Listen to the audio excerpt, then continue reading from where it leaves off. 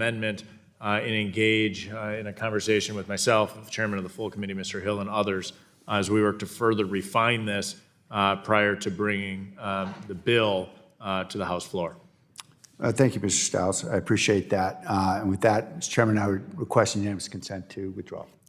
Gentleman withdraws his amendment. I appreciate his work on this. I certainly reiterate that I'll work with him and with Chairman Steil to accommodate his very specific constructive comments on how to make the B paragraph on Section 3 more robust.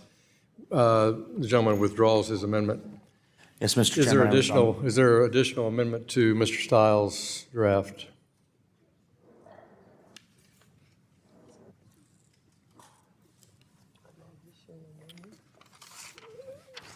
Seeing no further amendments. Oh, yes, we have. Okay, well, I don't know how many times. I know. There's a list, and Ms. Vasquez has 2, and then I'm after her. I'm just waiting. Okay, well, I don't have a list. I'm not going to be testy. I'm just going to simply say I asked for amendment. No one spoke up, so Mr. Chairman, I have an amendment at the desk. okay. Mr. Lynch. Oh, who is No, it's Ms. Vasquez Okay. first. All right. Ms. Velasquez? Very good. Be delighted to hear from Ms. Velasquez. Thank you so much. You have an amendment at the desk? Yes, I have an amendment. Let's at the wait till it's desk. distributed, please. Mr. Chair, I move to reserve a point of order. Gentleman from Montana has reserved a point of order. This is the one. This.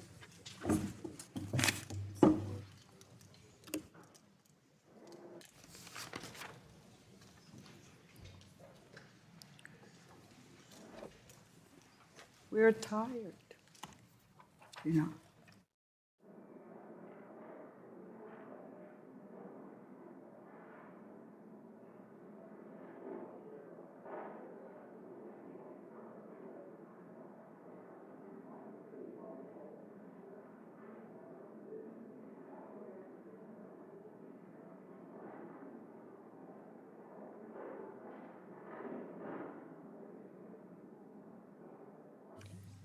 Clerk will report.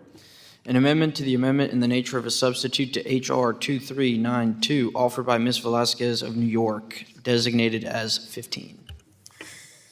The amendment will be considered as read, and I now yield to the gentlewoman from New York 5 minutes to explain her amendment. Thank you, Mr. Chairman. My amendment is simple. It requires the Secretary of the Treasury, as chair of the Financial Stability Oversight Council, to include in their annual report to Congress an assessment of the threat that payment stablecoins and the issuances of payment stablecoins pose to the financial stability of the United States. We established FSOC as part of the Dodd-Frank Act following the 2008 financial crisis to take a broad-based look at the financial system, look across agencies and regulators to study, investigate, and, if necessary, address potential sources of systemic risk. In my opinion, requiring the FSOC to report on a new financial innovation like payment stablecoins that have the potential to do significant damage to our financial system is exactly what we designed the FSOC to investigate and report on. As of March 5th, the market capitalization of stablecoins was approximately $230 billion. While some may argue the $230 billion market capitalization of payment stablecoin is dwarfed by the U.S. equities market by comparison, which currently has a market capitalization of more than $62 trillion, and therefore these coins pose little or not systemic risk. I will argue this market has expanded rapidly over the last several years. For example, in March 2020, the market capitalization of payment stablecoins was only $5.4 billion. And now look at it, it's at $230 billion. That is a growth rate of 46 times over just 5 years. And now we are legitimizing this industry through legislation I expect this industry to expand even more rapidly. We have already seen in other circumstances how rapid expansion and crashes of markets have the potential to pose a significant systemic threat. Stablecoins have already depicted on numerous occasions. For example, algorithmic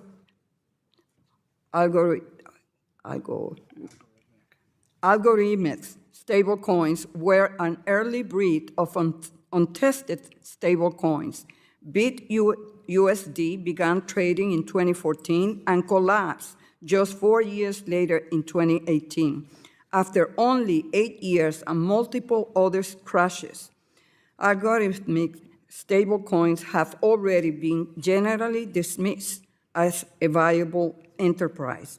Collateral and fiat-backed stablecoins have also failed to hold their pegs on multiple occasions. Between June 2021 and June 2023, Binance stablecoins, BUSD, depegged several times and by as much as 13 cents.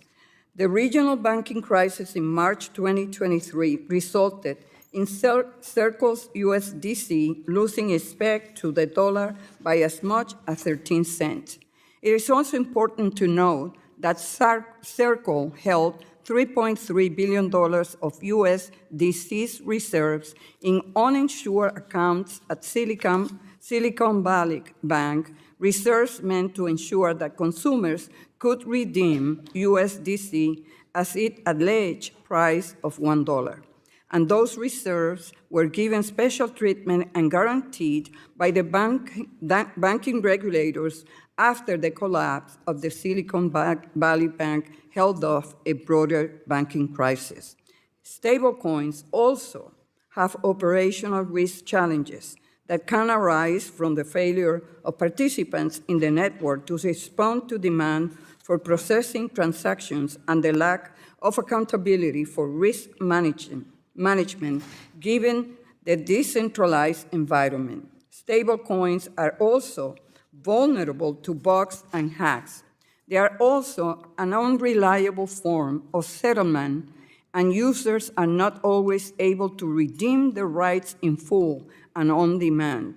Should users be unable to redeem their rights in full on demand, it could certainly cause risk to the stablecoin issuer and the financial institution that store the reserve.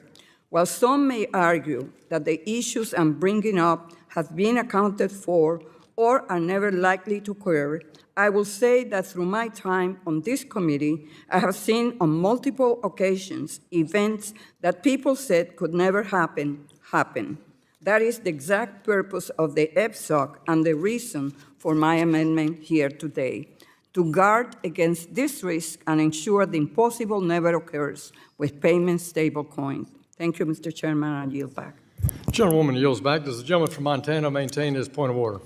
Mr. Chair, I withdraw my point of order. Gentleman withdraws his point of order. Who seeks recognition? Gentleman from Wisconsin, the author of this table act, Mr. Steil.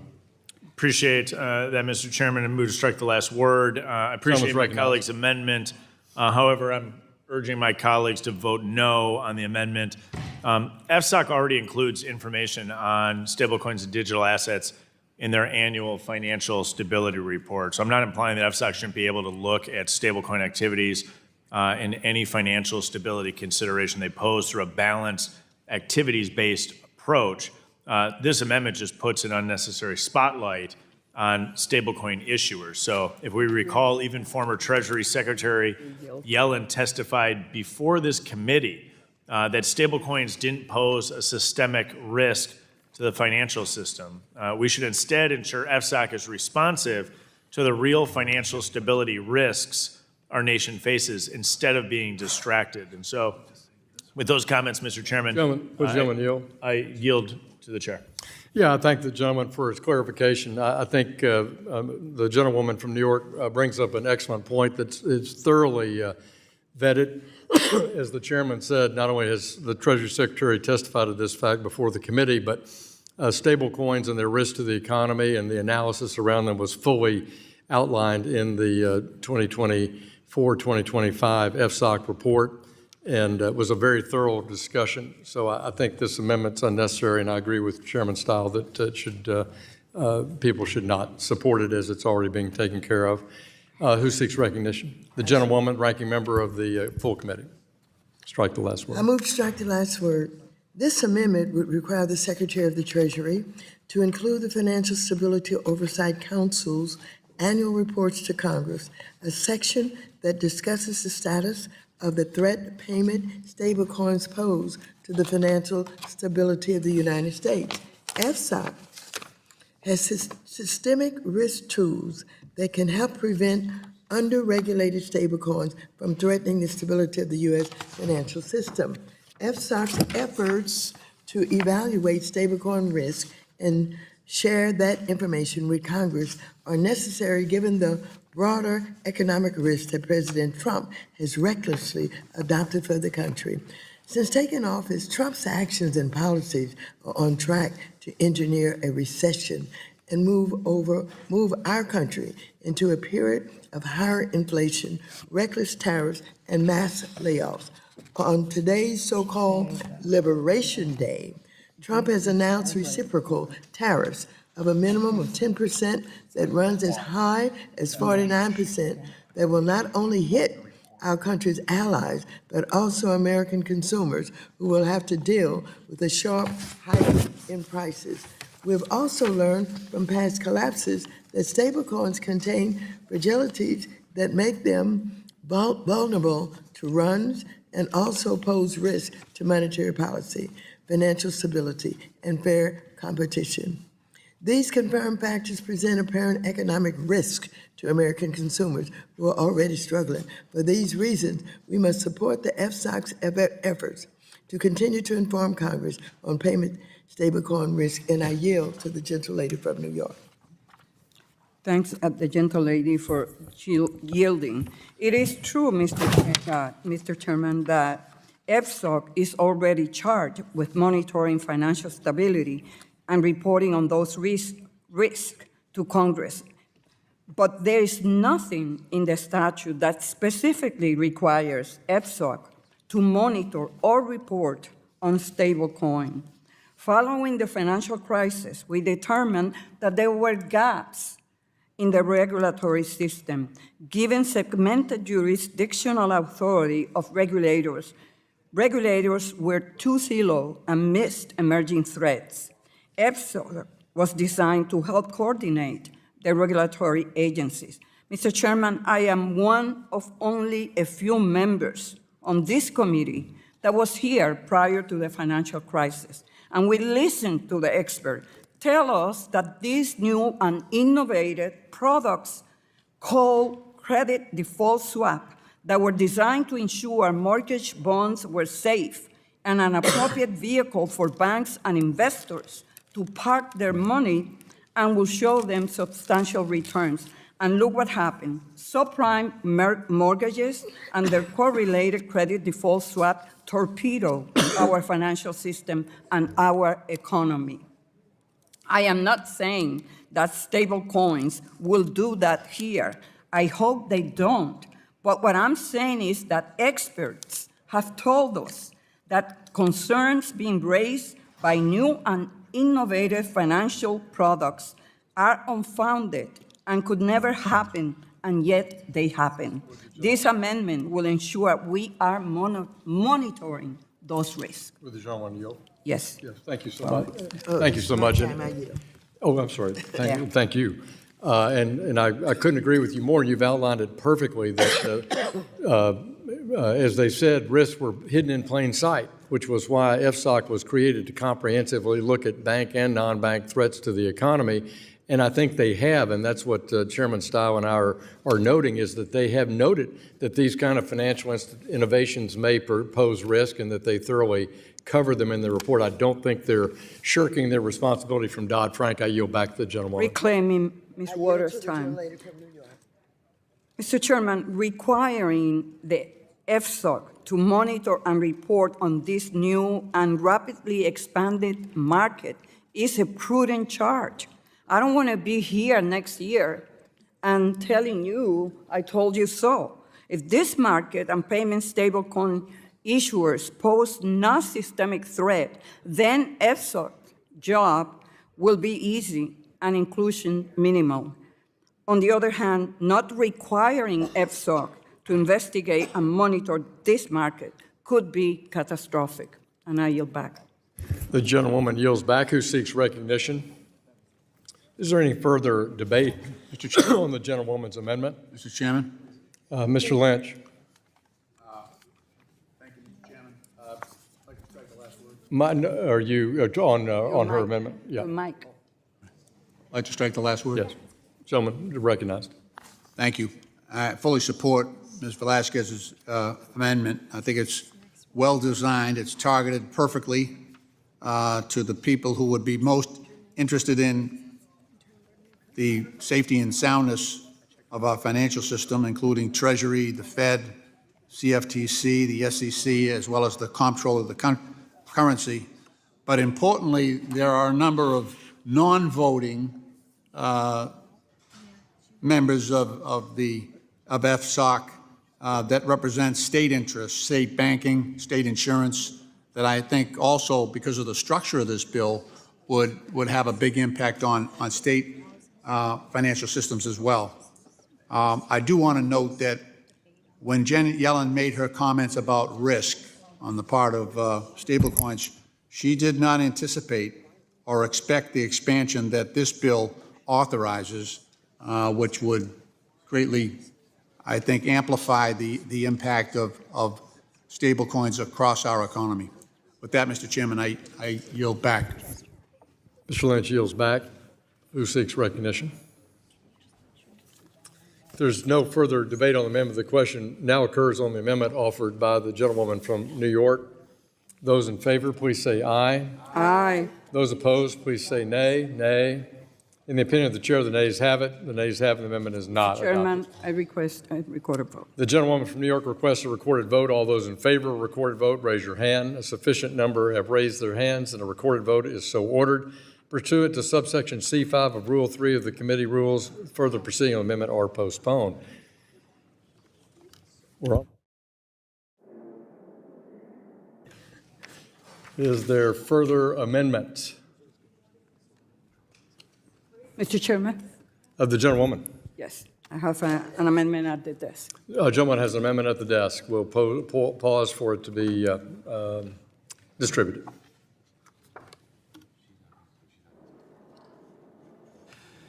Mr. Chair, I reserve a point of order. The gentleman from Montana reserves a point of order.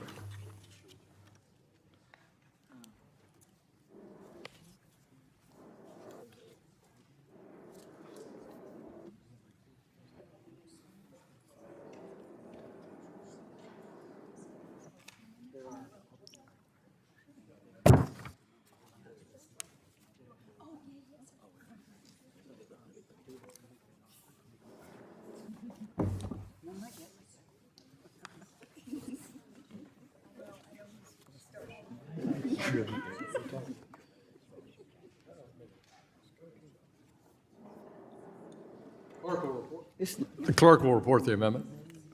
An amendment to the amendment in the nature of a substitute to H.R. 2392, offered by Ms. Velasquez of New York, designated as 13.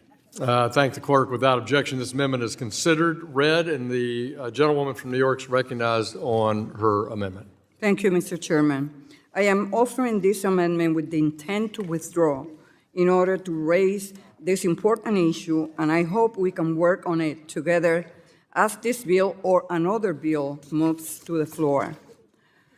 One of the main reasons we're here today is to build a cryptocurrency industry that is fair and inclusive for all stakeholders, especially our constituents who have invested in digital assets like stablecoin to diversify their income stream and improve their quality of life.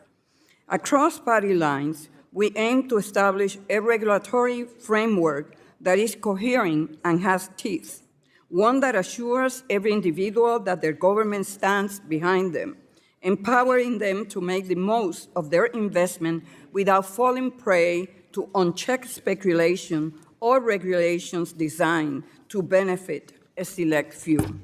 To do this, we must confront a major loophole in our federal tax system: the ability of wealthy U.S. citizens to pay zero federal taxes on capital gains, interest, and dividends from their digital assets simply by residing in Puerto Rico for 6 months out of the year. My amendment seeks to close that loophole. Since Hurricane Maria in 2017, Puerto Rico has become a testing ground for influential members of the U.S. blockchain and crypto community.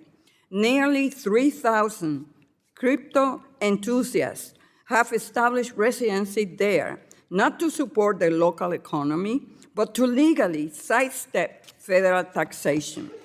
This influx has created deep tensions in a jurisdiction where the poverty rate hovers near 40%, and where these tax benefits are unavailable to locals. Puerto Rican investors have been left behind in an economic landscape that increasingly feels rigged.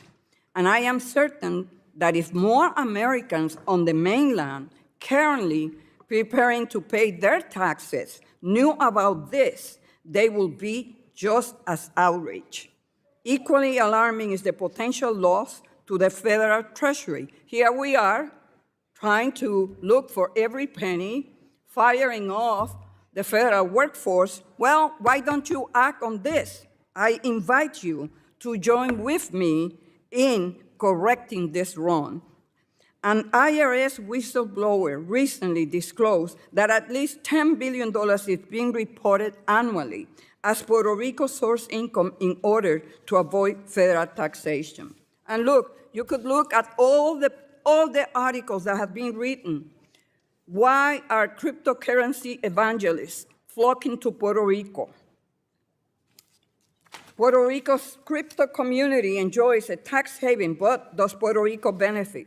At a time when the federal government is actively seeking new sources of revenue and working to establish a coherent regulatory framework for stable coins and digital assets, we simply cannot allow a crypto tax haven to expand unchecked within a U.S. jurisdiction.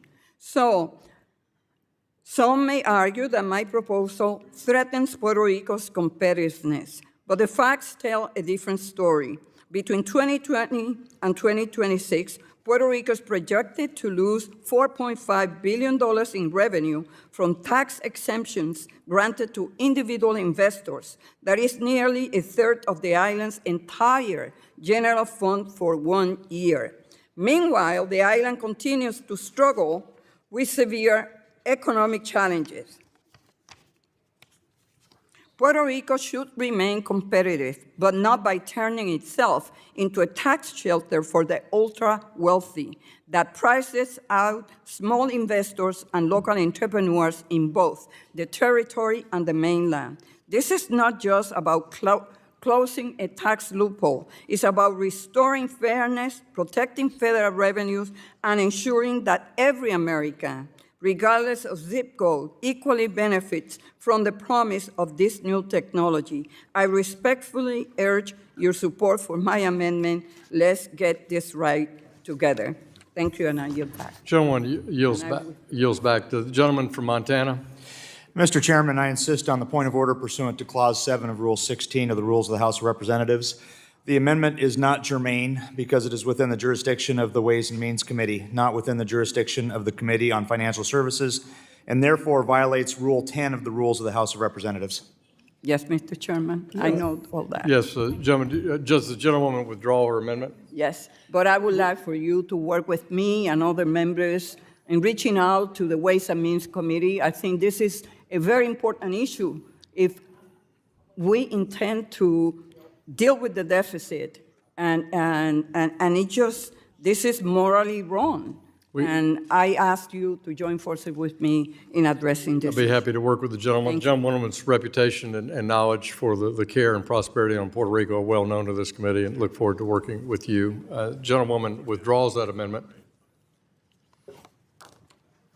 Is there additional amendment? One more. Mr. Lynch is recognized. I believe I have an amendment at the desk.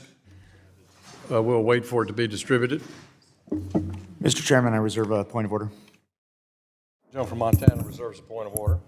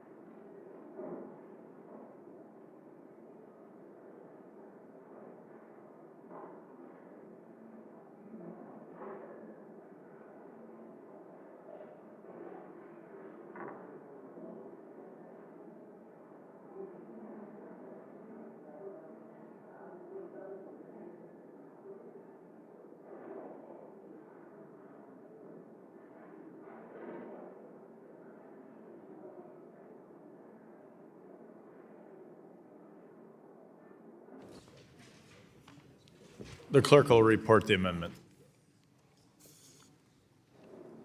An amendment to the amendment in the nature to, Without objection, the amendment is considered as read. The gentleman, Mr. Lynch, is recognized for 5 minutes on this amendment.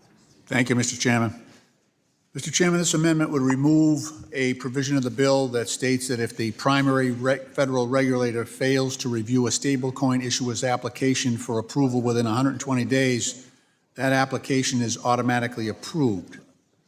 At a time like now when federal workers at various financial services regulators are being illegally fired, placed on administrative leave, given limited resources and limited access to their workplaces, it is unreasonable to expect that federal regulators can meet this deadline. In the meantime, Elon Musk and his Doge committee continue to interfere with independent financial regulators, attempting to strip them of resources needed to conduct statutorily mandated work. How would a financial regulator, which is already stretched on resources prior to this election, be able to conduct an adequate review of an issuer's application? Also, the sequencing in the bill allows stablecoin issuer applicants to swamp the CFTC with applications which they are not familiar with, and they've never done this type of work before. No one has, and they continually lack adequate numbers of employees properly trained to conduct this new responsibility.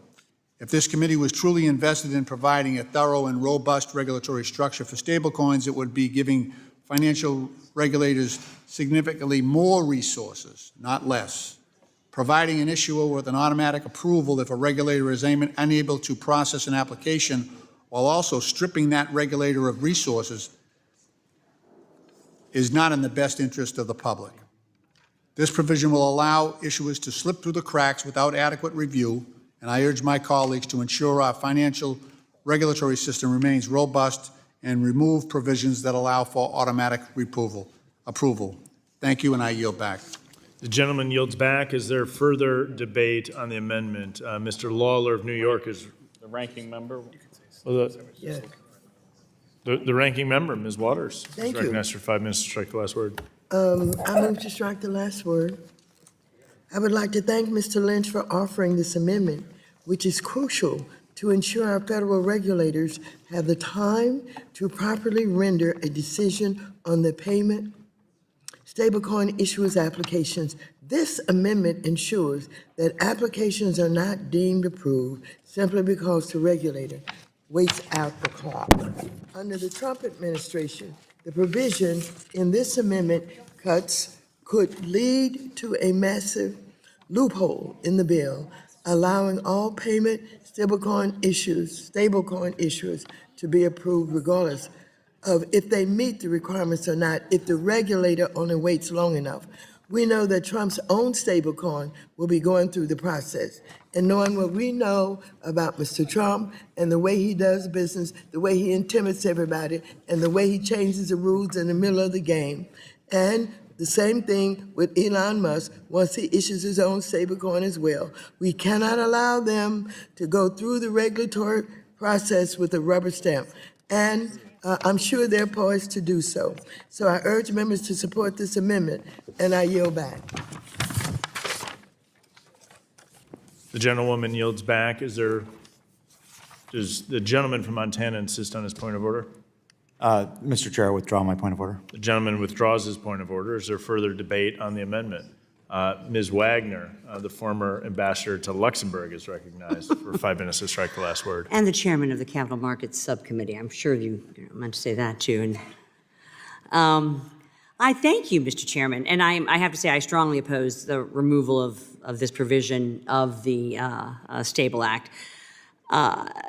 This is simply good governance, Mr. Chairman, where congressionally enacted law requires a federal agency to review a completed application. It must do so and be incentivized to do so. We can't let a pocket veto become a means of Operation Choke Point 3.0. Too many applications before regulators under other frameworks previously have been allowed to lapse without appropriate review. American businesses and consumers deserve efficient processing of applications, Mr. Chairman, to bring issuers within the regulated perimeter. The least the government can do is process applications within the time allotted by Congress, Mr. Chairman. So again, I strongly oppose the removal of this provision, oppose the gentleman's amendment, and I yield back. Will the gentlewoman yield? I'd be happy to yield to the chair. The gentlewoman yields. Appreciate your comments. Appreciate your leadership in the broader financial services space, but in particular the engagement on this important piece of legislation. I think as we come in the home stretch of the amendments, what we're seeing is a series of bills that are really duplicative rather than diving in and adding into some of the structure of the bill. I'll speak in more detail on the amendment in a minute, but I do think we have a huge opportunity here as we think and step back to 50,000 feet for a moment. What we're looking at is a legal landscape that was really throttled by the Biden administration for 4 years. You have Gary Gensler at the SEC putting forward rules and regulations that are pushing this innovation and development offshore. We've now shifted dramatically. We now have pro-crypto folks inside the administration. We've had great engagement from different agencies on this legislation. And this is a moment in time to really move back into the United States and domicile the innovation and development in the U.S. And so I think as we look at some of these amendments, and again, I'm going to comment on this amendment in full in a minute, but as we look at some of these amendments, I think it's as if the baseline is perfection rather than the baseline being the economic reality around the globe. So we're in an environment right now where stablecoins are being issued across the globe, some well-founded, well-backed. We have cryptocurrencies being issued, some well-founded, well-backed, some that maybe are less so. And what we have is a huge opportunity to put forward a regulatory framework to address the risk that is being discussed by my colleagues across the aisle, to scale that risk, to protect American consumers, but also at the same time benefit from economic development and growth here in the United States. And so as we step back big picture, I feel as if some of these amendments that have come before us today is as if there is a utopia of perfection on the other side. And at a previous hearing, we were talking about what happened when the Obama administration provided access to Iran of millions of dollars of cash. So as we recall, cash was literally like flown to Iran. And then the question was, what are the protocols in place once cash is in the hands of a regime like Iran? And the reality is there's very little control or mechanism. So that is not a good scenario. This gives us an opportunity to dramatically improve upon that. And so I don't want it to be lost in this broader conversation and discussion that we're having today, that is as if the risks that are being purported by my colleagues on the right would move us in that direction. I think the reality is that there's serious and substantive risks that exist for a lot of these challenges, and how do we address them? It should be a broader part of this conversation. So where cash is a default for a lot of people, or you could use cigarettes or anything else, let's just not let perfection be the enemy of the good. I'm going to come back to this in full. I'll yield back. The gentlewoman's time has expired. Does any else seek recognition? The gentleman from New York, Mr. Lawler, is recognized for 5 minutes to strike the last word. I move to strike the last word. Mr. Chairman, on this great bill that you've put forth, I believe it's 75 pages. At any point in those 75 pages, do the names Donald Trump or Elon Musk appear in the text of the bill? Mr. Chairman? Do the names Donald Trump or Elon Musk? The gentleman's yielding to me now. Yes. I yield back. No. No. Okay, great. So a 75-page bill that has been written for the purpose of establishing clear definitions and a regulatory framework for payment stablecoins, and has no mention of the names Donald Trump or Elon Musk, and yet throughout the course of this day, my colleagues on the other side of the aisle have spent hours talking about Donald Trump and Elon Musk. I'm very glad that nobody over there was playing the drinking game, because you would be absolutely inebriated if you were. The fact is that this bill is necessary to ensure a regulatory framework that ensures that stable coins are safe, that they are secure. The one-to-one ratio with the dollar is critical to ensure that we don't have a situation that some of my colleagues talked about earlier, concerns that the federal government would have to bail out stable coins. Yet, interestingly, many of my colleagues on the other side on another bill shortly are going to be opposed to a ban on a central bank digital currency, which is kind of ironic, given that they're so concerned about the potential of bailing out stable coins. But on this particular amendment, to echo the words of my colleague, the chair of the Capital Markets Subcommittee, the fact is so many businesses rely on the federal government or state government or a local government to make timely decisions. And oftentimes the government fails to do that. And it has a compounding negative impact on these businesses. And so the purpose of that section is to say that the government and the regulatory body has a responsibility to make its determination in a timely manner. And if they fail to do that, then the application is deemed approved. And so hopefully they will do their jobs effectively, and that won't be a problem. But businesses should not be harmed by the failure of the regulatory body to act within a timely manner.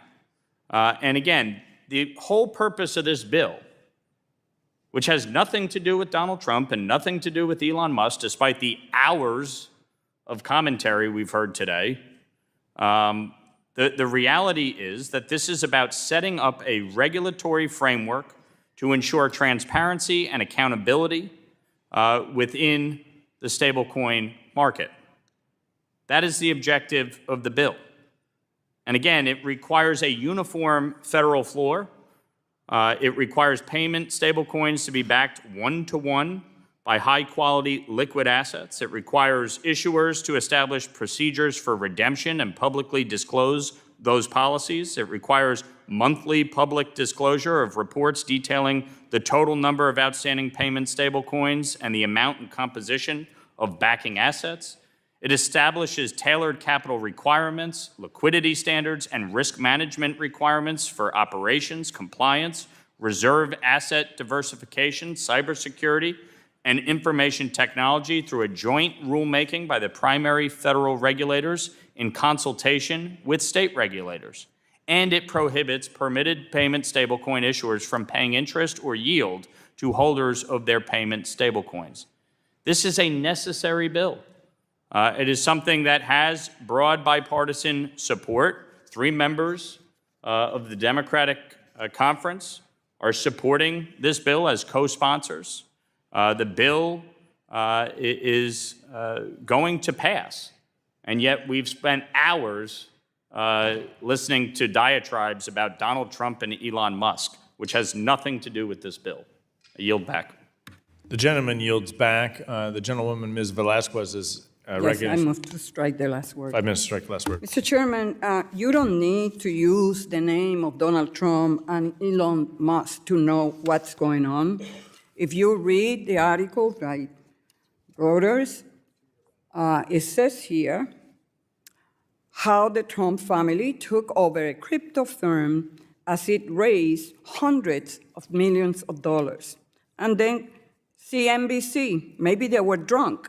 Trump-backed crypto bank joins stablecoin wars with new dollar-pegged token. So don't come here and talk about Democrats raising the name of Elon Musk and Donald Trump. We know what's going on. Thank you. I yield back. The gentlewoman yields back. Is there further debate on the amendment? Mr. Nunn of Iowa is recognized for 5 minutes.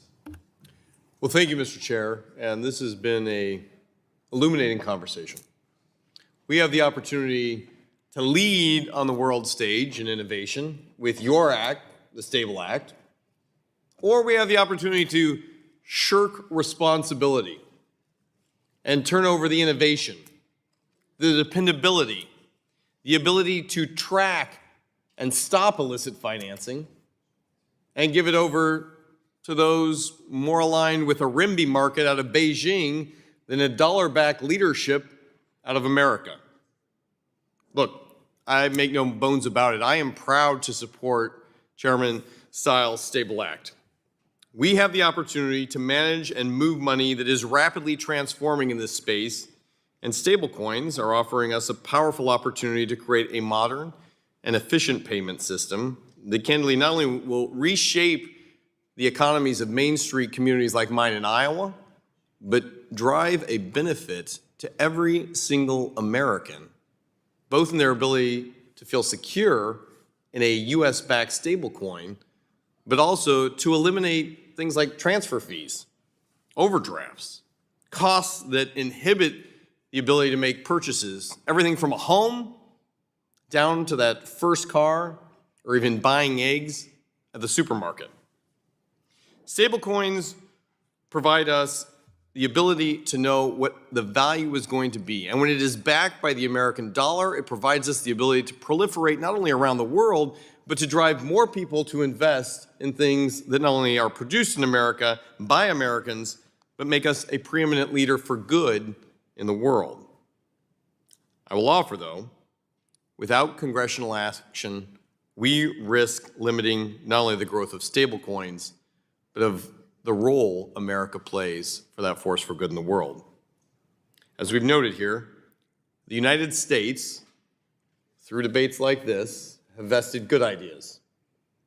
But if we fail to act, we are going to let other actors, whether they be in London or Singapore or offshore, potentially fill the void.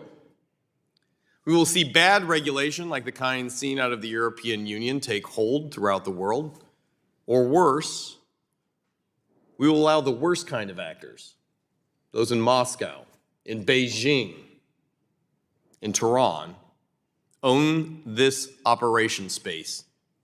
And with it, it won't just be a competition against the U.S. economy or the undermining of the U.S. dollar, but it will become an information superhighway for illicit funds to be used in things like human trafficking, cartel management, the proliferation of illicit drugs, and worst of all, the funding that will go to the very root of those things that threaten us most. Terrorist actions and state sponsors of terrorism that can culminate in real threats, like we're seeing today in Iran, of trying to build their own nuclear regime by using illicit funds. We only need to look at what the Department of Justice focused on last week, disrupting nearly $200,000 intended for Hamas. Stablecoins could have provided a better security blanket for this on the front end. Last year, the U.S. used blockchain, something stablecoin would run on, in an international effort to dismantle a Russian money laundering network, resulting in over $22 million that were seized. This is what the American dream is capable of when we use our innovation to track these down versus pilfer it away out of fear and, candidly, Mr. Chair, ignorance on the issue. Together, I believe that both Republicans and Democrats have the opportunity not only to lead on this, but open up a broad new future and innovation in what can happen in stablecoin and grow our economy. And to your credit, Mr. Chairman, this is an opportunity that the Senate can learn from what we do in the House closest to the people, and something I have heard time and time again from leaders in my community that want to see this innovation take place. And those innovation leaders might not only be in the classroom and in the academic institutions, but they're also the merchants on Main Street. They're the hometown farmers who want to be able to see this as they pass it on to their next generation and can make commodity decisions based on something that's stable. And clearly, Mr. Chairman, as you noted, there's nothing more stable in our future than an economy that is successful. And stablecoin has the opportunity to help make that possible across our area.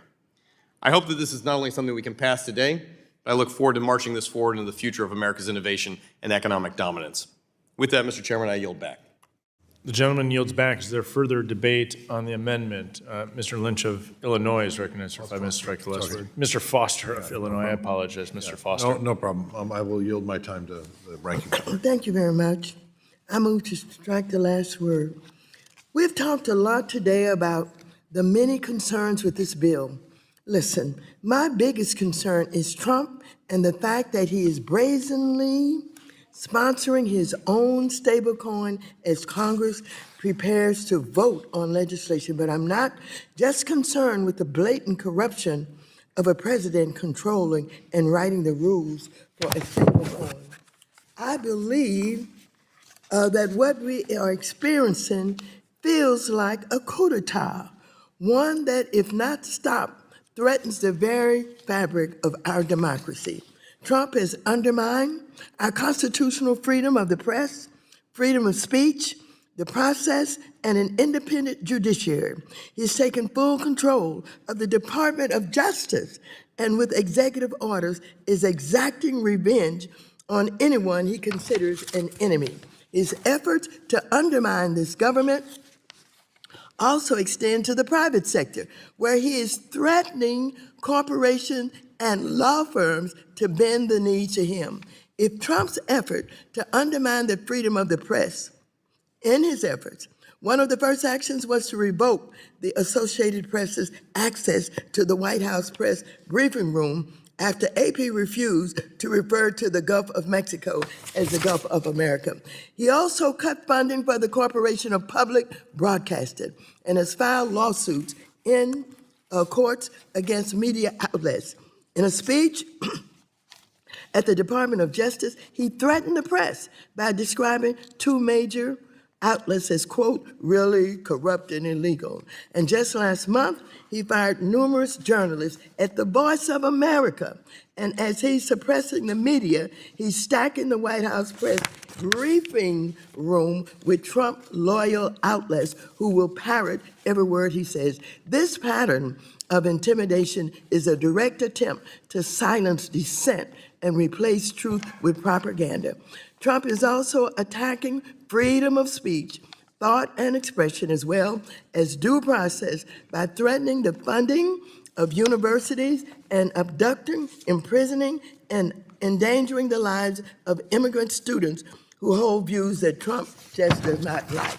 He's attacking our independent judiciary for daring to uphold the law and block his illegal actions. He and his regime are threatening impeachment of judges and dismantling of the judiciary. He has fully asserted his control of the Department of Justice and has made clear his attempt to use all levers of the DOJ to exact revenge on anyone he disagrees with. He's weaponizing the Department of Justice to make good on his campaign promises to prosecute Democrats and anyone he considers, quote, the enemy from within, which is eerily remnants of Nazi Germany. And finally, he's turned his eye to the private sector, deploying the DOJ and his executive orders to force parts of the private sector to bend knee or suffer the consequences. This includes seeking revenge by revoking the security clearances and security details of President Biden, Secretary Clinton, Vice President Harris, and Chairman of the Joint Chiefs of Staff, Mark Milley.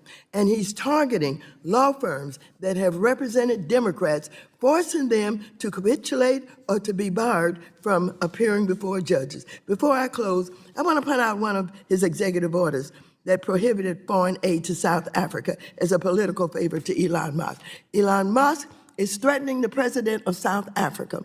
He wants to put his battery factories in South Africa. As a result of apartheid, and we got rid of it, then there was reconciliation. In that reconciliation, it points out that the black South Africans in particular, who have been prohibited from being a part of contracts and government and all of that, that he wanted Ramaphosa to get rid of that, and if he didn't, he would tell Trump to stop all foreign aid. And that's what Trump has done, use USAID to stop the aid to South Africa because Elon Musk won his battery factories there without a 30% participation by black South Africans. And then he had the audacity to stir up the Afrikaners, the white South Africans, and tell them, if you don't like what's going on, come on to the United States. While he's deporting people, he's inviting this. This is what is going on. This feels like a coup d'etat.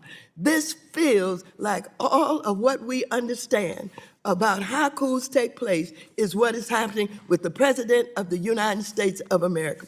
And so, ladies and gentlemen, while we are dealing and trying to make stablecoin something that will not be a ripoff to the citizens of this country, and that we have safeguards around it. All of this that I'm describing is going on, and you know it is. You know this feels like a coup d'etat with the press, with the judiciary, with private law firms, on and on and on, and even education, that he is dismantling and threatening and intimidated. We'd better beware, and I am very concerned, and I yield back to Mr. Foster. Yield back my time. Gentleman yields back. The gentleman from Montana, Mr. Downing. Is Mr. Chairman, I move to strike last word. so recognized.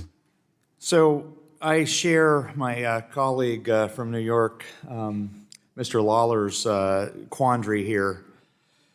I understand this bill that we're talking about here, and thank you for all your good work on it. There's been a lot of work that's gone into this bill. But I see this as a bill about innovation and about a framework, a regulatory framework.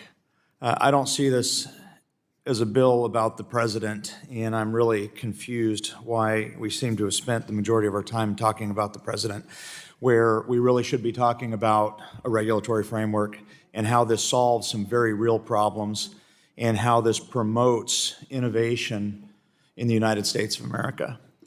And these are two things that I really like about this bill and that are really important to me, innovation and regulatory clarity. And I'm going to start on the innovation part. I started my career as a research scientist at the Courant Institute of Mathematical Sciences at New York University, surrounded by some of the smartest people I've ever worked with. And we were changing the world. We were innovating. And the things that we did there, I'm incredibly proud of. And I left there to do a startup company that I was fortunate enough to successfully merge with a nascent Yahoo Incorporated back in the 90s.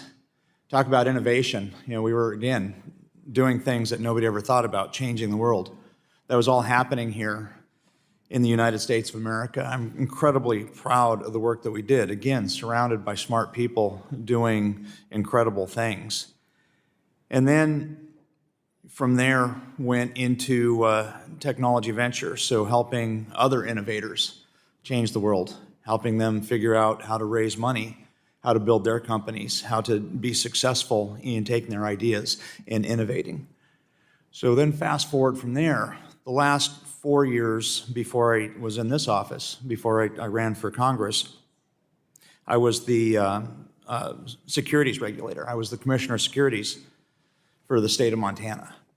And one of the things that really struck me is in being the securities regulator is there was so much ambiguity, regulatory ambiguity in the digital space, in the crypto space.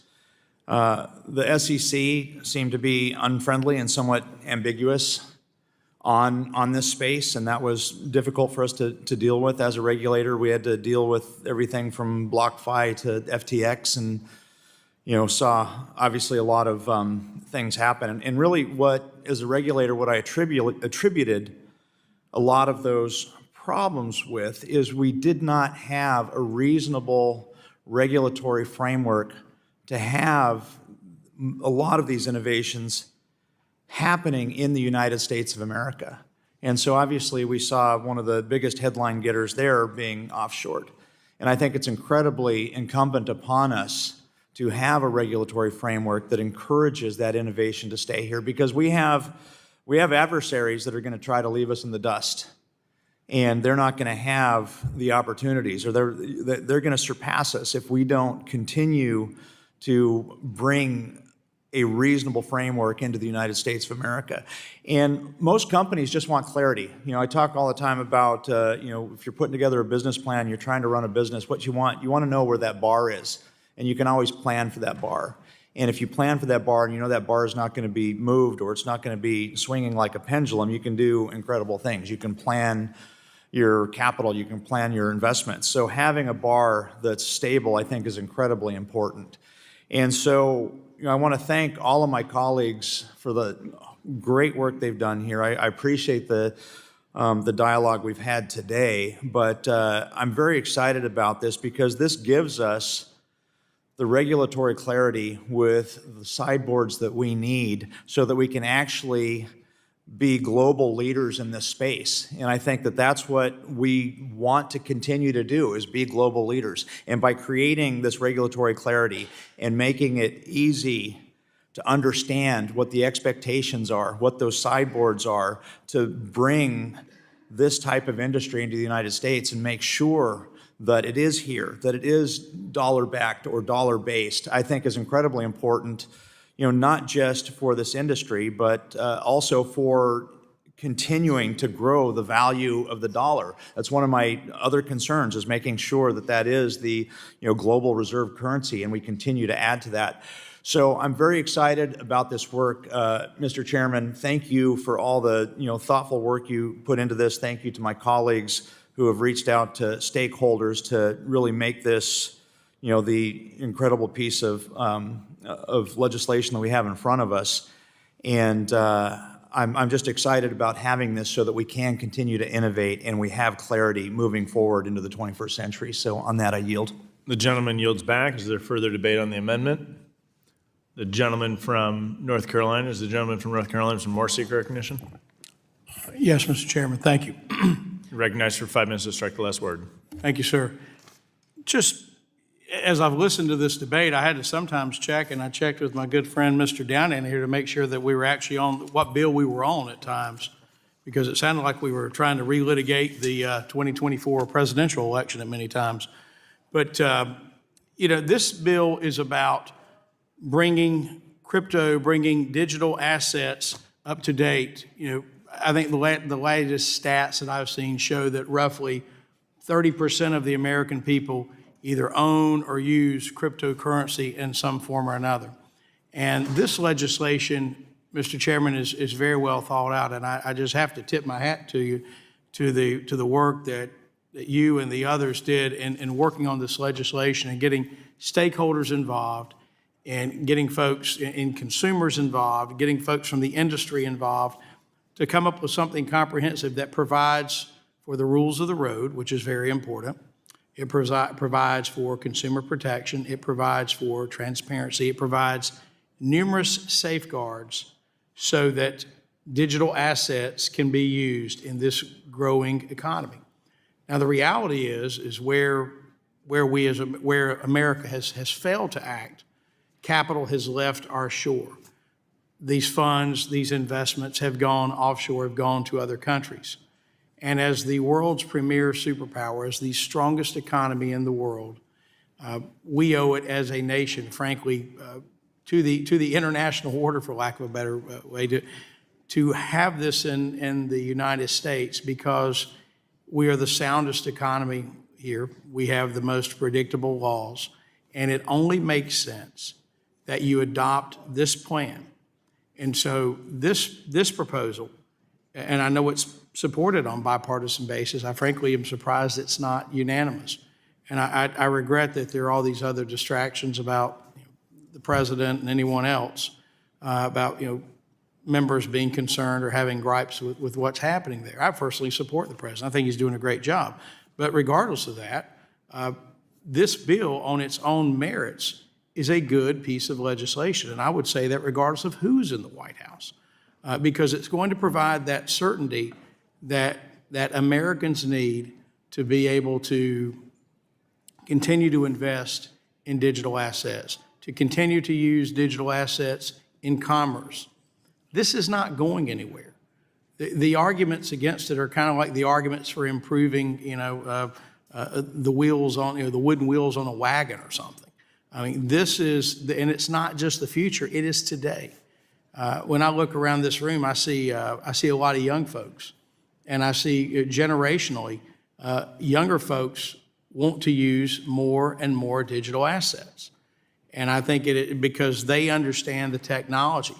I get the feeling that from a generational standpoint, there's some folks, this is a new technology and there's a lot of fear about it.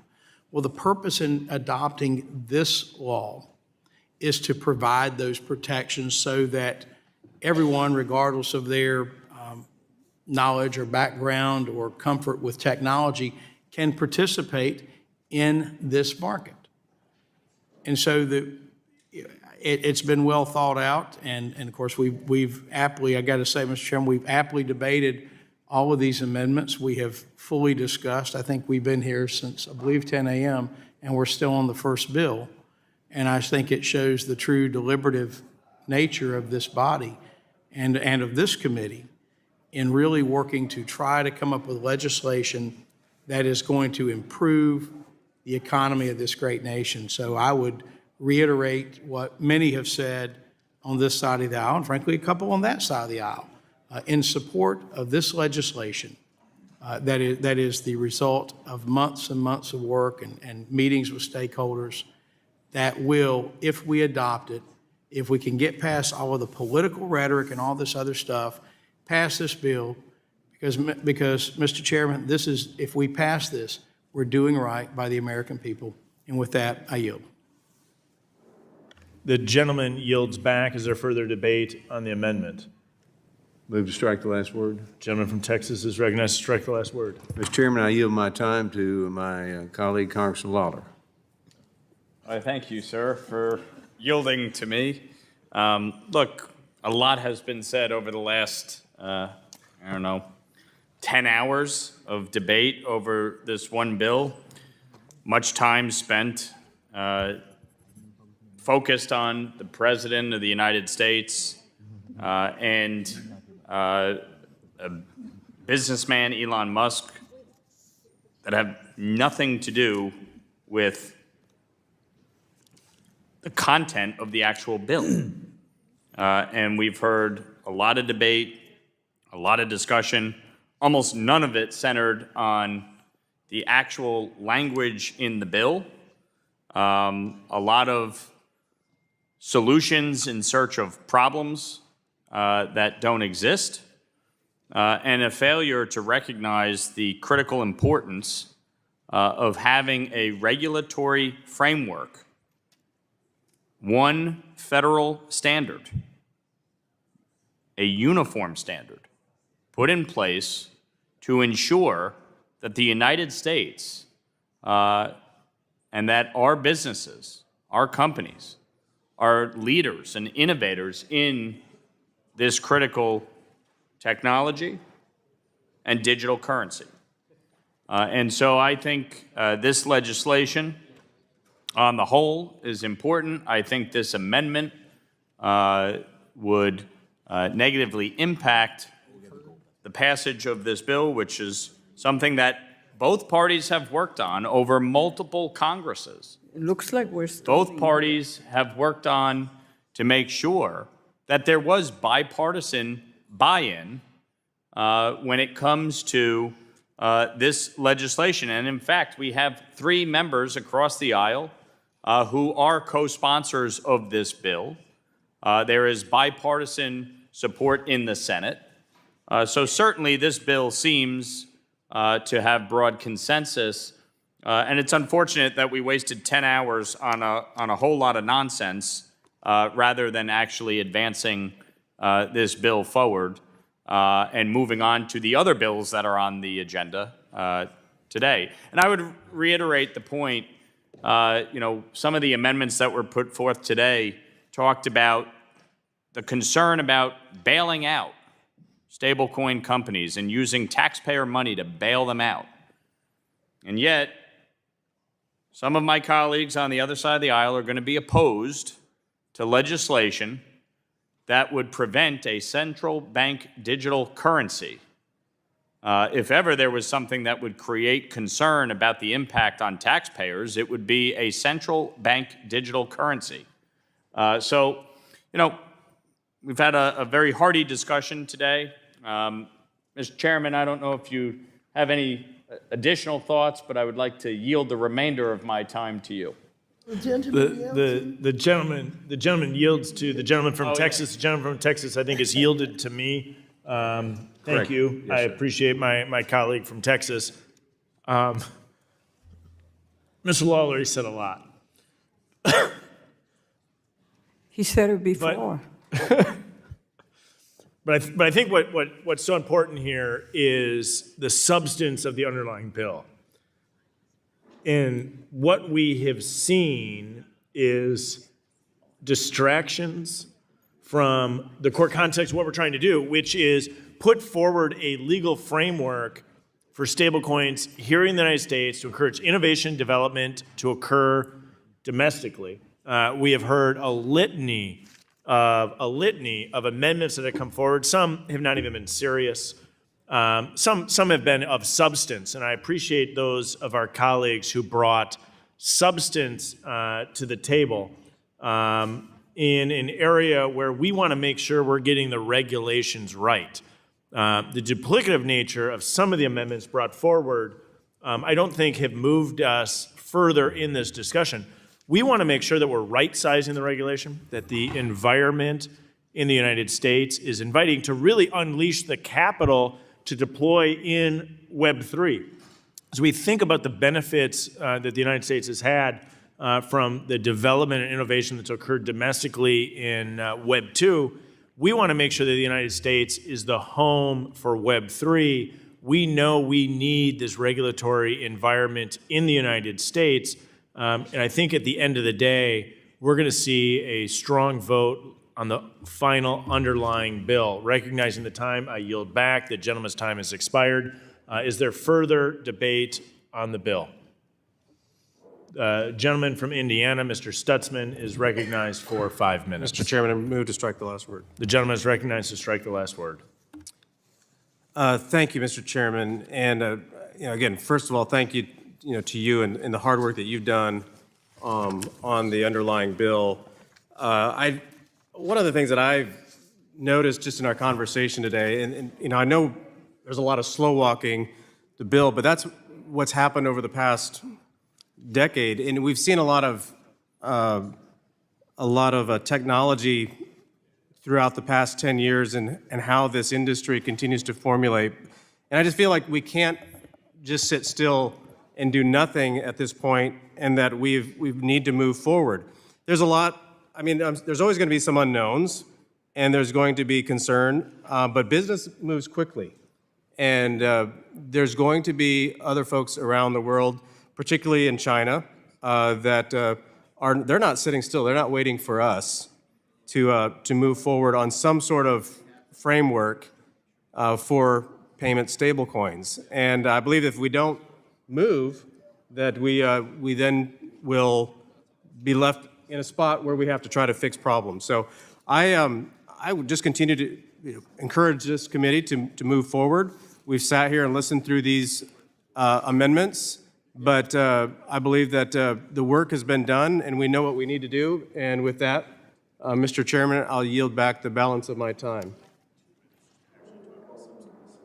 Gentleman from Indiana yields back. Who seeks recognition? The gentleman from Wisconsin is recognized.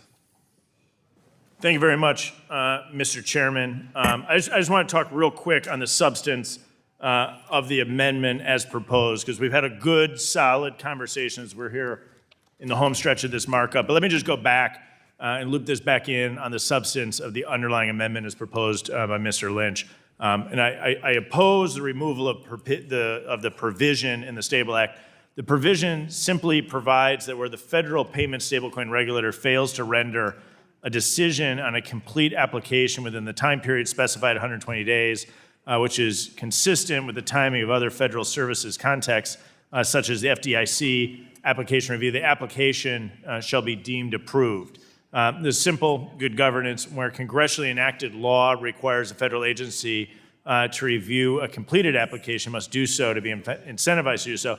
So here's really the bottom line as it relates to the amendment. We can't let a pocket veto become a means for Operation Choke Point 3.0. Too many applications before regulators under other frameworks previously have been allowed to lapse without appropriate review. And so American businesses and consumers deserve efficient processing of applications to bring issuers within the regulated perimeter. The least the government can do is process the applications in a time allotted by Congress. So I'd encourage my colleagues to vote no on the amendment as proposed.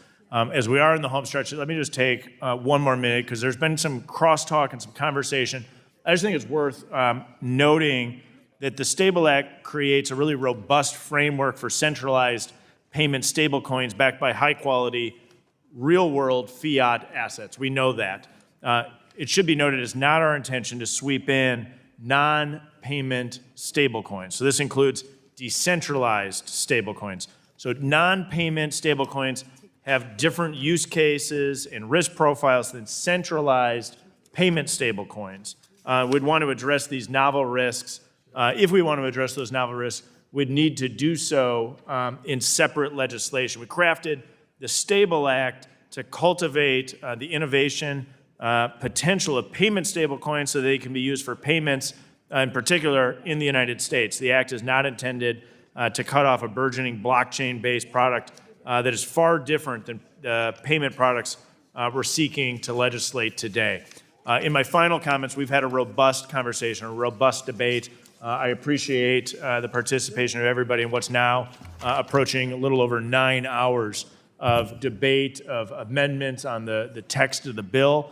I am of the firm belief that this is our opportunity to make sure that the U.S. dollar remains the world reserve currency, that blockchain technology is really unleashed and the innovation and development occurs here in the United States of America, not abroad. I appreciate the robust conversation today. Mr. Chairman, I will now yield back. Gentleman yields back. Is there further amendment to Mr. on this amendment? Whose amendment is this? Mr. Lynch. Is there further debate on the amendment? If there's no further debate, the question now occurs on the amendment offered by Mr. Lynch. All those in favor, please say aye. Any opposed? Nay? Nay? In the opinion of the chair, the nays have it. The nays have it. The amendment is not adopted. A recorded vote has been requested. All those in favor of recorded vote, raise your hands. A sufficient number have raised their hands. A recorded vote is so ordered pursuant to Section C5 of the committee, Rule 3 of the committee rules. Further proceedings are postponed. Is there further amendment to Mr. Steil's amendment in the nature of a substitute? The gentleman from Ohio. Mr. Chairman, I have an amendment at the desk. Gentleman has an amendment at the desk. We'll wait to have it distributed.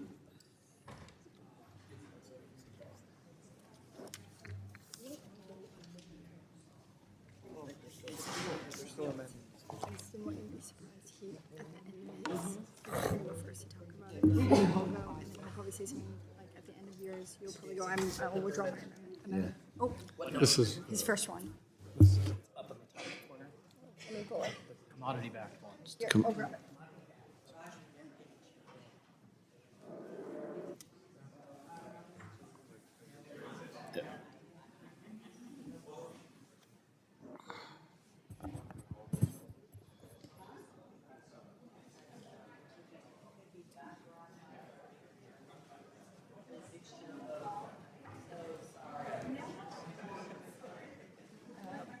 So you'll offer, talk about it and say, how do we go, and then he'll go and say, oh, I look forward to working with you. But it's clunky. Yeah, I got you. Thank you. Yep.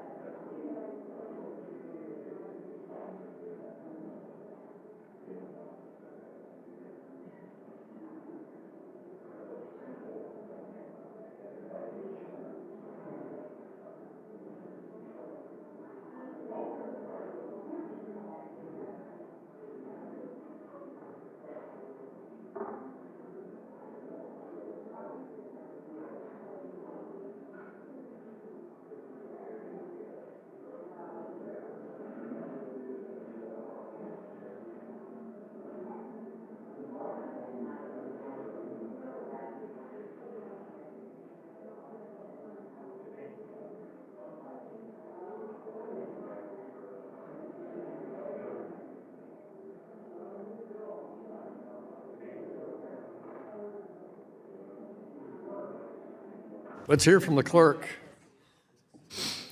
An amendment to the amendment in the nature of a substitute to H.R. 2392 offered by Mr. Davidson of Ohio, designated as 49. The amendment will be considered as read, and I now turn to the gentleman from Ohio for 5 minutes to talk about his amendment. I thank the chairman. My amendment, this amendment is not complicated, and frankly, it addresses a concern expressed by Mr. Meeks, that this bill is not yet adequately protect state-based regulatory frameworks. In spite of substantial progress from where the Genius Act left off in the Senate, we still have some things that are missing. The New York Department of Financial Services has the nation's most time-tested and proven regulatory framework for stablecoins. Along with fiat-backed stablecoins, they have approved commodity-backed stablecoins for settlement purposes. Back in September of 2019, Paxos Gold became the first regulated gold-backed settlement token. One Paxos Gold token represents 1 troy ounce of gold. So it's stable, but in a different way than a fiat-backed stablecoin. Fiat stablecoins, or a payment stablecoin, represents $1 per token. This token represents physical custody of 1 ounce of gold, and that's in fact how the New York-based trust company is regulated. They have regular audits of 1 ounce of gold stored in a vault and monitored by the New York Department of Financial Services. It's a straight 1-to-1 backing of physical custody of gold, no derivatives, futures, leases, or contracts. And if we let this landmark stablecoin bill roll out without even a nod to the state-based regulated product, which commodity-backed stablecoins reflect, we're ignoring the reason that we're providing a federal regulatory framework in the first place. Gold has been used in conjunction with money for about as long as humans have understood the entire concept of money. So So talk about stability. People trust gold. This is simply a secure way to use it at the speed of light, just like other stable coins. I believe this committee should remain serious about new payment technology, including the recognition of already legal commodity-backed stablecoins as regulated by the New York Department of Financial Services. I think first, do no harm, and the idea that we would skip the moment to create a federal regulatory framework is a big missed opportunity. So let's not sleep on this opportunity to keep commodity-backed settlement in play. I encourage all of our colleagues to support this amendment, and I yield.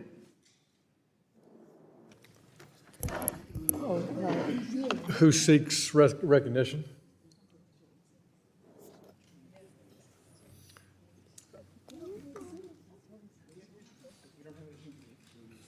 Ranking member. Thank you very much, Mr. Chairman. I was reading, because this is the first time that I've seen Mr. Davidson's amendment, and I think it has some value here. It has some interest, certainly. And I'd like to, if I may, have a colloquy with Mr. Davidson so I can better understand what this attempt to do is. A commodity-backed settlement token insurer may issue a commodity-backed settlement token consistent with regulation imposed by state community-backed settlement token regulators. That sounds, if it's a sensible thing. Could I do a colloquy with you, Mr. Davidson? Certainly. As I understand it, this is something that you've been working on for quite some time. About 3 Congresses now.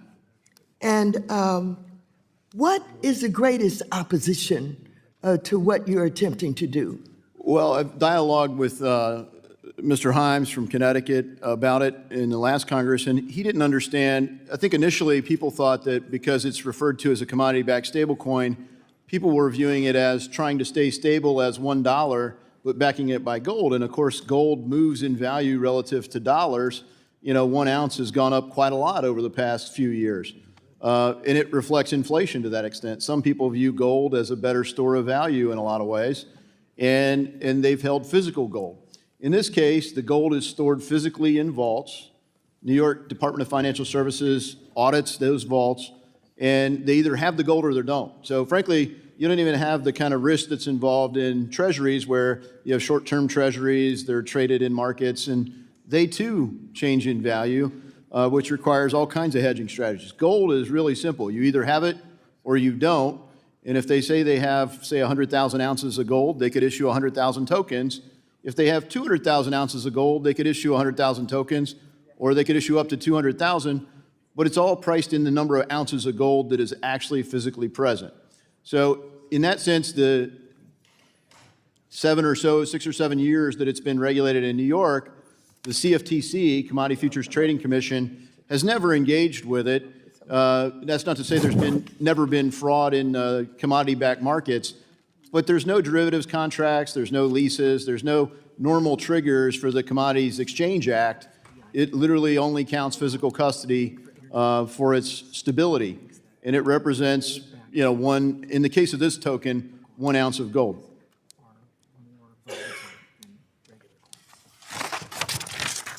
I want to understand some definitions here. Community-backed settlement. Commodity-backed settlement token. And frankly, that was a term that we worked on with Mr. Himes. I don't know if he loves all of it yet. He's been busy with his Intel work. But he was concerned that if we call it a payment stablecoin, people would confuse that as the same thing people mean by a fiat-backed stablecoin. And we're like, okay, fine, we'll call it something different. So we looked at the company that is offering this already in the market since 2018, 2019, and they refer to it for use as a settlement instrument, so we called it a settlement token. How many commodity-backed stablecoins have depegged? Well, I don't think it's possible to depeg in the sense you either have the gold or you don't. This is the only one that I know of that's that's regulated in the United States, and they've always passed their audits. They have physical custody of it, so like I say, you either have the gold or you don't. And the auditors go audit the vaults. You said something about the gold standard? What did you? What other commodities exist? What other commodities? Other than gold, what other commodities are backing these coins? Okay, we've been talking over here. We want to know what other commodities are backing stablecoins other than gold. I don't know currently, but if you could imagine a future token, the United States, for example, has a strategic petroleum reserve. Lots of companies have gold. Once the U.S. was on the gold standard for much of the U.S. financial history, we depegged from gold back in August of 1971, and part of the logic was, A, there's just too much liquidity demand to maintain a true gold-backed U.S. dollar. And do you but it was backed by petro. It was essentially the petrodollar. All right. I'll yield your time has expired. Who seeks recognition? I do, Mr. Chairman. The gentleman from New York is recognized. I yield to the ranking member. Gentlewoman yields to the ranking member. Mr. Davidson, do you have the support of any of the members on your side of the aisle? Well, I believe most of the members on my side of the aisle support it. I haven't spoken to every single one of them. They know I've worked on it for a long time. And I do believe I have support from one or more members on your side of the aisle, but I'd love to have this be adopted by unanimous consent. Well, there's still a lot of discussion to be done. How do these coins interact with commodity futures? Well, they would be different because they're not, they're regulated as stable coins. So a company that was offering this as a regulated stable coin doesn't accidentally go to a regulator and say, hey, I want to offer a stable coin backed by gold. But you could envision a future where, just like we may have tokenized securities, we will have tokenized commodities, and you could pick any commodity on the exchange, corn, wheat, soybeans, cotton, and there will probably be tokenized commodities, and the Chicago Board of Trade would regulate that. Presumably CFTC would provide oversight of tokenized commodities. This does not trip the Commodities Exchange Act, and in fact includes a provision at the end to say that nothing in this amendment limits the Commodity Futures Trading Commission. And when do they normally get tripped on something that involves physical custody is market manipulation, and that doesn't affect the stablecoin nature of it. Somebody obviously has to buy the gold to be able to put it in the vaults for it to be audited. Whoever's buying that gold could engage in market manipulation. In that case, CFTC would engage with that and enforce the law there. But the stablecoin issuer stores it in a vault and seeks to be regulated as a stablecoin issuer. So it's very clear that it's distinct from a tokenized commodity. Well, let me just maybe wrap this up with, I understand that you have been interacting with the regulators. What do they think about these coins? Well, they've had, it's not entirely hypothetical. It's been in existence in the New York DFS as a trust company since 2019. So it's proven, it's been truly stable. You've never audited this and found that, well, they don't actually have the gold. They actually conduct the audits, and New York isn't known for its light touch regulatory approach. So in that sense, as I've talked with folks from state-based regulatory frameworks, they certainly don't want to blow up something that already exists. And if we are providing a state pathway, we wouldn't want to limit what states have said is safe for their consumers. And like I say, historically, gold has been viewed as a safe haven. So in that sense, it's the most stable of the stable coin ideas. So Tether is backed by gold. Does this exempt Tether? I think Tether might have a gold product, but Tether isn't regulated in the United States. And by the bill, if Tether, whether they're fiat-backed stablecoin, Tether, US dollar Tether, or their gold-backed stablecoin, were to want to be offered inside the United States, they would have to comply with the U.S. regulatory framework. And if they decide to be regulated somewhere that the United States ultimately deems as an equivalent regulatory framework, well, then the Secretary of Treasury could deem them that way. But it would be the same in the sense that unless you come into compliance with the U.S. law, then it wouldn't be able to be offered to U.S. citizens. Well, that's what I was wondering, if you could, explain how other countries regulate these coins. That's what I kind of wanted to understand. Yeah, I mean, similar to New York DFS is my understanding. They basically audit it, and you either have physical custody or you don't. So in that sense, like I say, it's the only real way you can mess up a gold-backed stablecoin is to say you have this many ounces of gold and you don't. And there's no, because it doesn't, if the gold price went up or down, your claim is to the ounces of gold, not to the dollar value of the gold. Well, thank you so very much for taking the time to answer some of these questions. I wish I'd had more opportunity to talk with you about this.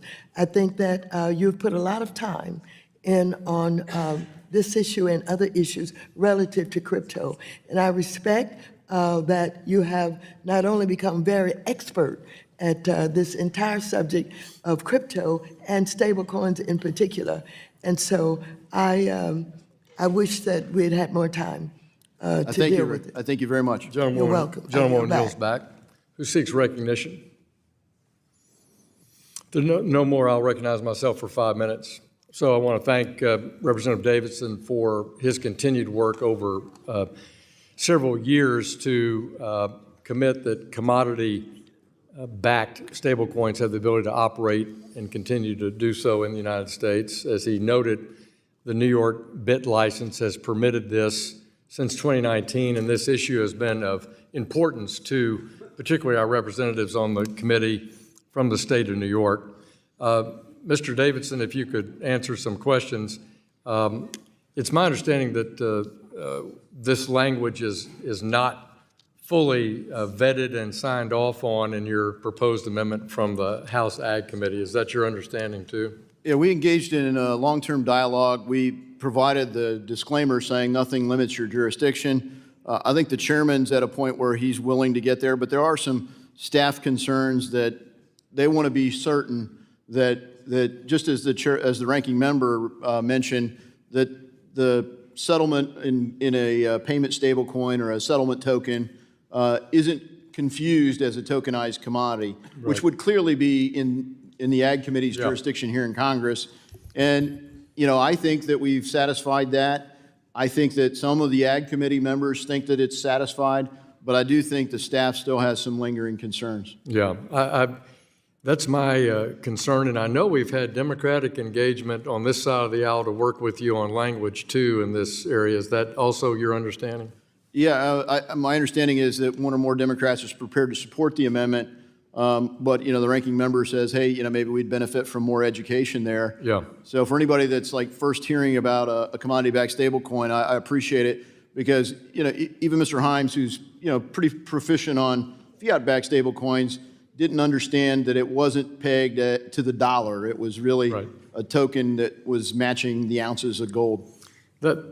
That's helpful to me. I would, because of this, trying to get this language right with the Agriculture Committee, I'd ask you if you'd consider withdrawing the amendment and working with me to get it to the right way with the committee of jurisdiction. And I also it's clear to me there's significant engagement here on the Democratic side from the ranking members' questions. Is that something you'd consider?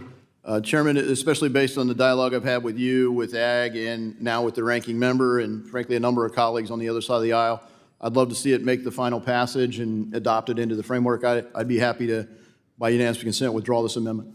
The gentleman withdraws the amendment. We are committed to working on this. It's an important issue. It's an important component of this, and I think the Ag Committee's concerns are legitimate but easily explained, and I want to thank the member, as the ranking member did, for his passion and support. Is there additional amendment to Mr. Steil's amendment in the nature of a substitute? Chairman, I have another amendment at the desk. Mr. Davidson? We'll pause while the amendment's distributed.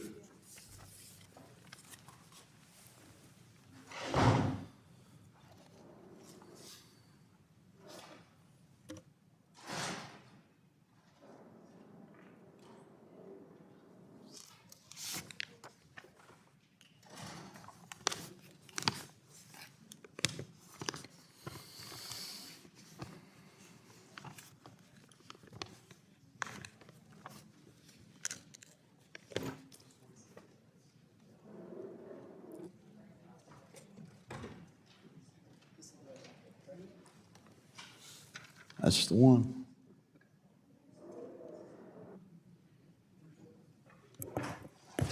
Yep.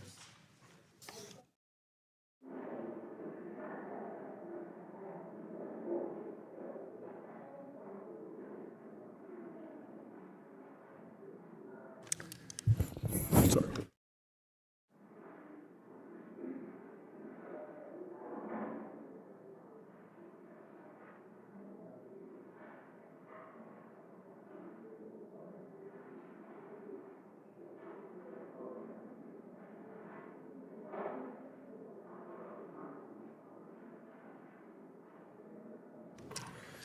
All right, the clerk will report.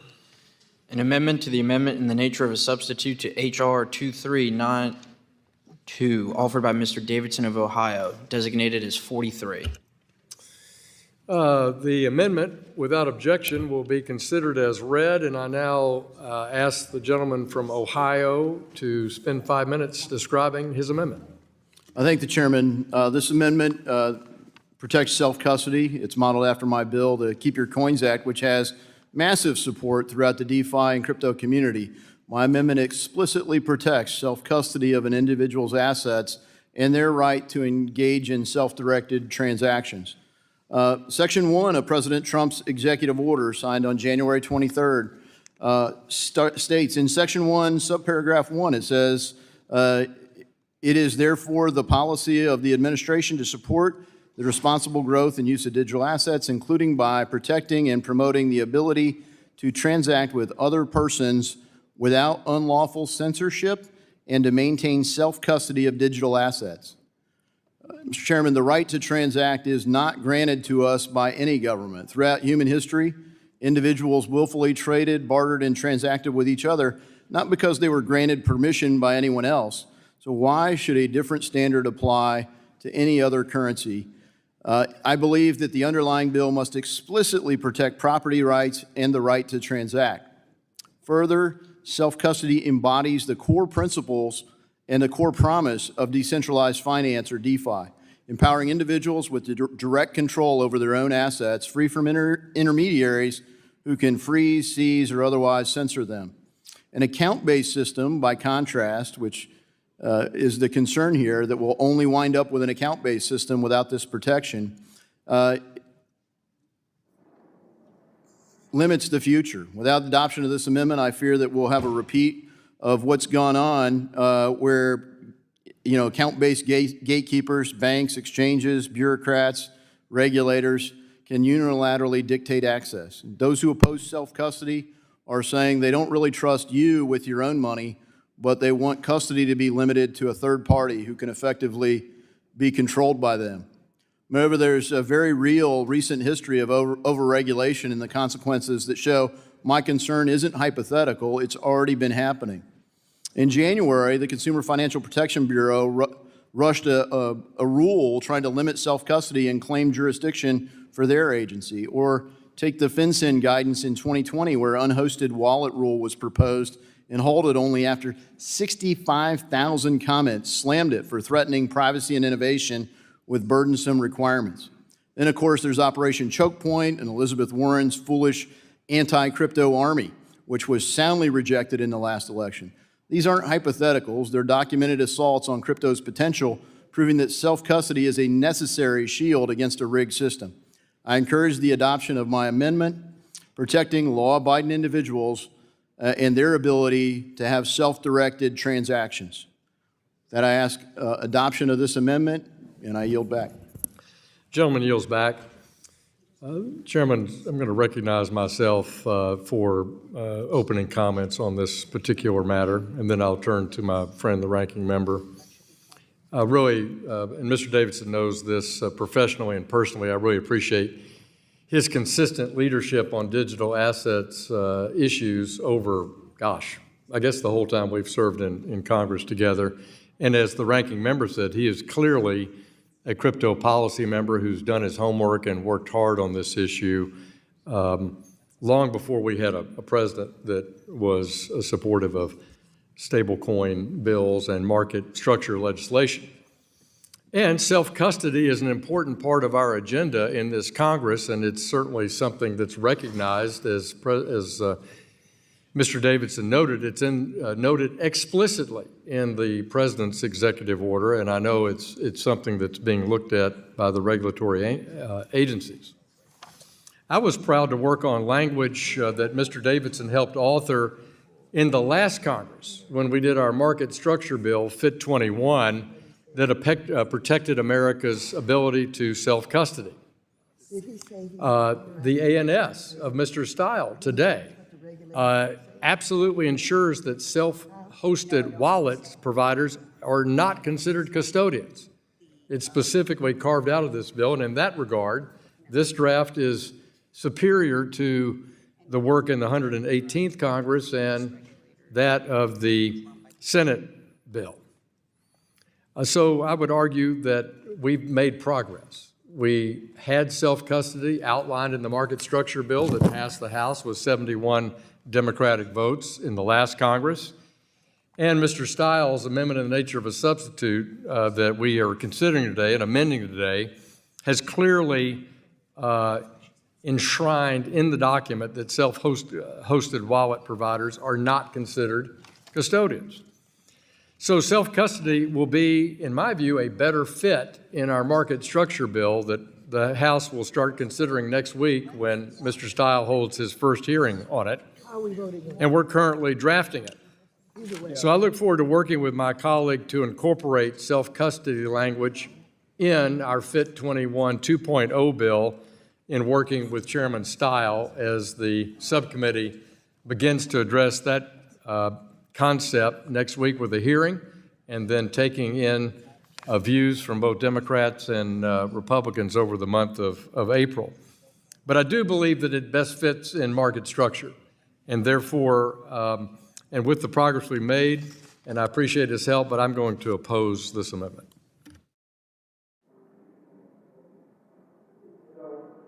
Gentlewoman, ranking members recognized to strike the last word. Mr. Davidson, I understand that this amendment is definitely intended to protect privacy. Is that right? It is intended to protect privacy, but frankly, if everything stays account-based, a lot of the unbanked and underbanked people will still not be served. It truly is meant to be similar to cash, and that's exactly why it's important that it's in the stablecoin bill, because that is a means of payment. In the market structure bill, that bill deals with securities or commodities or utility tokens. Those things aren't used as payment instruments, and the unbanked and underbanked in a digital age will use these kinds of self-custody the same way people use cash today.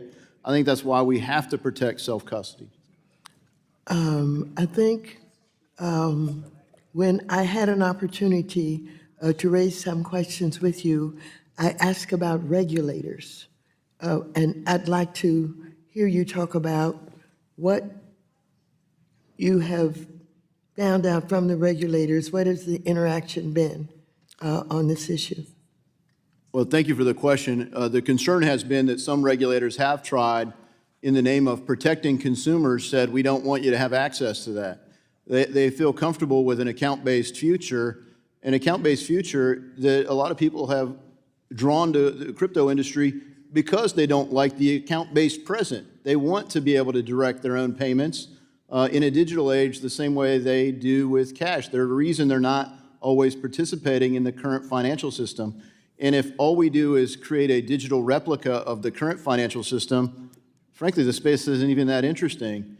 It doesn't change things for the individual. If people can use self-custody as a means of payment, small businesses could settle directly with that consumer and not have an intermediary charging them fees like Visa and MasterCard do. So your interchange fees and your payments, and that's why the industry that has the status quo has spent so much effort lobbying for years to kill this very provision. They want to kill the industry, and if they can't completely kill it, they want to keep it account-based because they want to make the money that they're making by being intermediaries today. You don't disrupt that if you keep it account-based. You only disrupt that if you let people direct their own payments. So how is this issue dealt with other nations?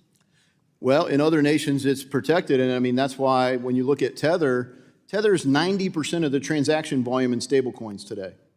Part of the reason we're trying to create a federal regulatory framework for stablecoins is so that we have a U.S.-based regulatory framework that counters what Tether's doing. It's great that Tether's U.S. dollar token, U.S. dollar Tether, is backed by U.S. treasuries. That's real progress. There was a time I referred to Tether as a time bomb because they weren't disclosing what they were backing their token by. Now they're backing it by U.S. treasuries, but they're not backing it by a U.S. regulatory regime. Part of the reason we're trying to do this federal regulatory regime is so that we do have a trusted U.S. dollar settlement instrument.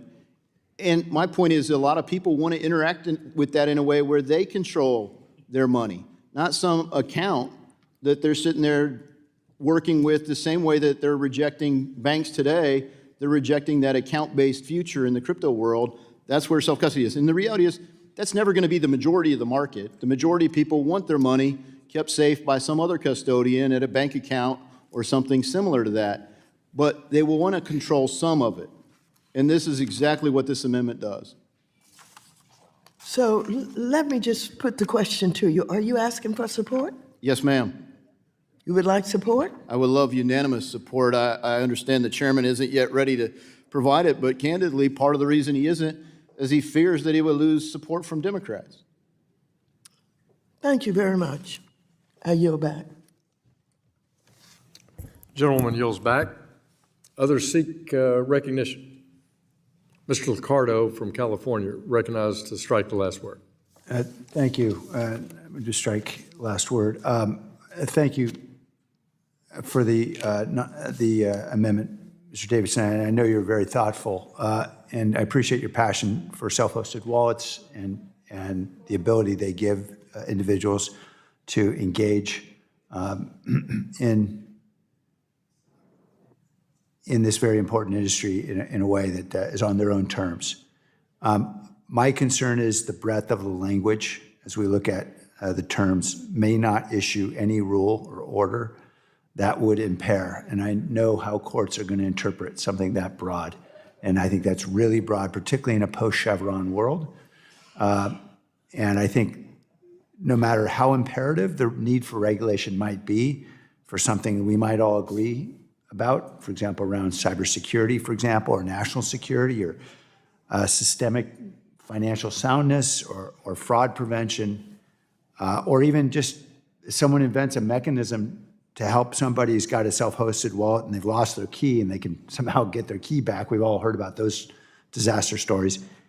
I appreciate that there are limits here that only apply to lawful uses. But my concern is, first, because they're self-hosted wallets, there's no means for a regulator to detect what is a lawful use. But even if we assume every use is lawful, of course it's not going to be, but let's say it is, there are lots of lawful purposes that may still create a lot of systemic risk.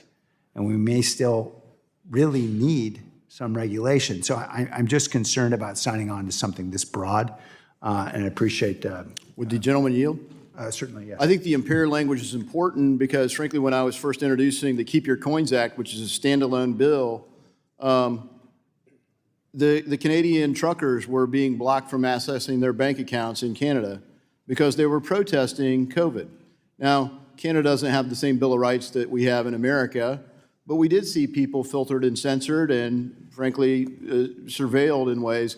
And that's exactly why the word is used, is to say, look, you can't basically come up with your own way to impair it. But you can go after illegal things. So if the United States had passed a law that says you can't do this, well, then, of course, it can be shut down. And wallet providers can already shut down addresses. So no transactions, that's how they comply with sanctions, for example. Might retain my time.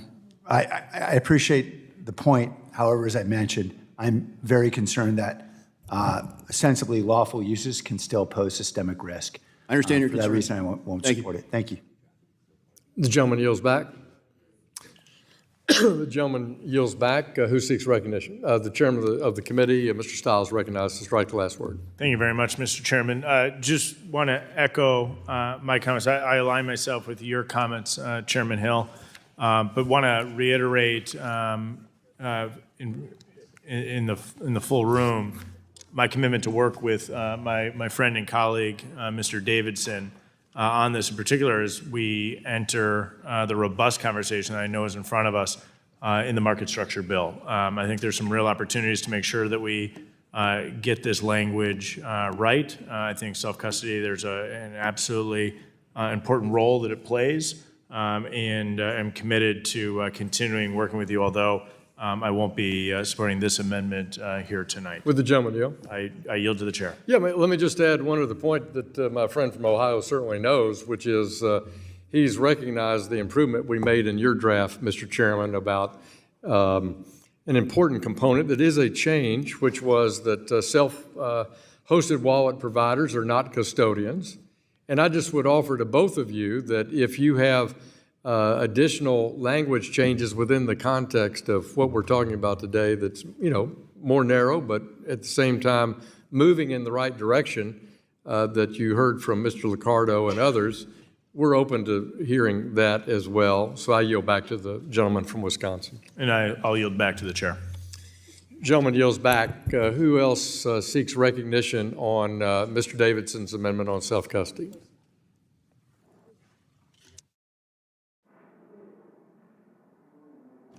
If there's no further debate, the question now occurs on the amendment offered by the gentleman from Ohio. All those in favor, please say aye.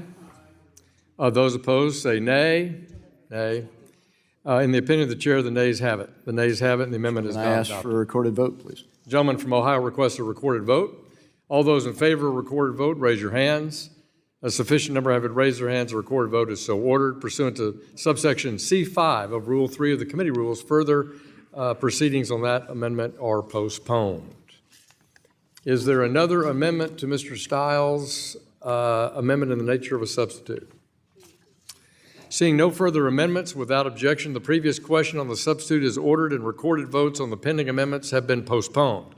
Once those amendments are taken, the committee will immediately vote on the adoption of the amendment in the nature of a substitute, and then we'll, then we'll consider the question to report the measure. We'll now move to consider our next bill. Pursuant to notice, I call up H.R. 2384, the Financial Technology Protection Act, introduced by the gentleman from Iowa, Mr. Nunn. The clerk will report the bill, copies of which were distributed in advance. H.R. 2384, to establish an independent financial technology working group to combat terrorism and illicit finance and for other purposes. Without objection, the bill is considered read and open to amendment at any time. For what purposes does the gentleman from Iowa seek recognition? Thank you, Mr. Chairman. I have an amendment in the nature of a substitute at the desk. The gentleman has an amendment in the nature of a substitute, copies of which were also distributed in advance. The clerk will report the amendment. An amendment in the nature of a substitute to H.R. 2384, offered by Mr. Nunn of Iowa. Without objection, the amendment in the nature of a substitute is considered read and will serve as the base text for purposes of amendment. The gentleman is now recognized for 5 minutes on his amendment. Well, thank you, Mr. Chairman. And given the nature of the fact that we are talking about the future of America's not only stablecoin, but the role that digital assets will play, and given the nature of the night, we will be expeditious in this run-through.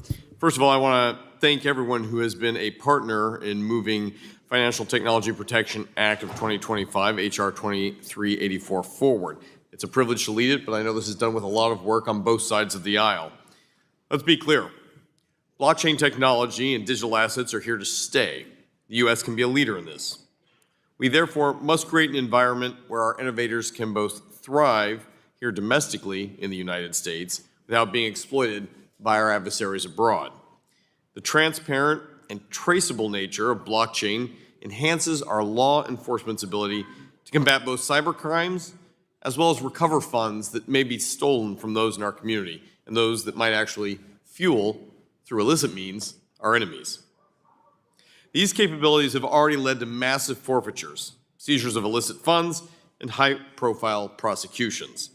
In fact, Mr. Chair, just last week, the U.S. Department of Justice used blockchain technology to disrupt money intended for Hamas, an Iranian-backed terrorist organization, to the tune of $200,000. What more, in recent months, the U.S., using blockchain, participated in an international effort to dismantle a Russian money laundering network resulting in over $22 million seized, certainly money that would have been used against U.S. national interests.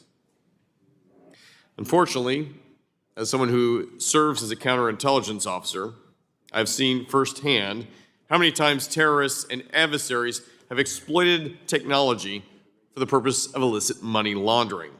And that's why today we introduced the Financial Technology Protection Act. So what does this do?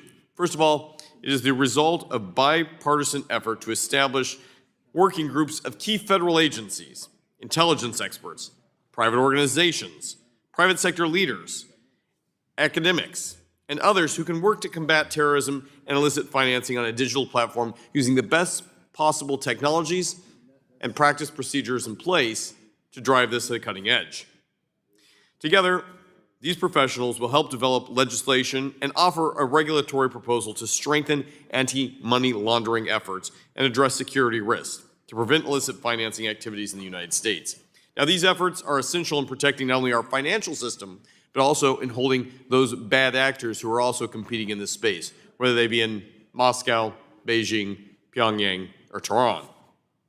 Passing this bill is vital to enhancing America's national security, protecting our digital assets, and ensuring that the next generation of financial technologies is developed here domestically in the United States and with our common allies. This is a common sense piece of legislation. And last year, I was very happy that it passed this chamber unanimously. Now is the opportunity to seize on this momentum. I want to thank the groups that provided us with the technical assistance and the expertise to really drive this working group as a key best practice. Those include the Blockchain Association, the Digital Chamber, the Crypto Council for Innovation, and many others. I also appreciate the invaluable technical support from the U.S. Department of Treasury. Finally, and it is with great gratitude to my colleagues here that I extend my appreciation to my co-lead on this bill, the ranking member of the intelligence community and a longtime friend, Representative Jim Himes. I'm proud to lead this important legislation, and I urge my colleagues to support its final passage as this complements what we're aiming to do through the evolution of stablecoins here in the United States and the promotion of digital asset innovation right here in America. With that, Mr. Chair, I yield my time.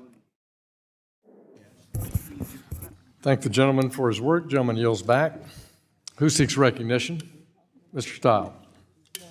Mr. Chair, I move to strike the last word. Gentleman's recognized. Thank the chairman. I want to thank Representative Nunn and Representative Himes for their continued leadership in combating illicit finance in financial services. I strongly support the bill and urge my colleagues to vote in favor of it. It's timely and it's pragmatic. The bill builds on important work that began back in the 115th Congress between then Representative, now Senator Budd, and Representative Lynch. They introduced the first iteration.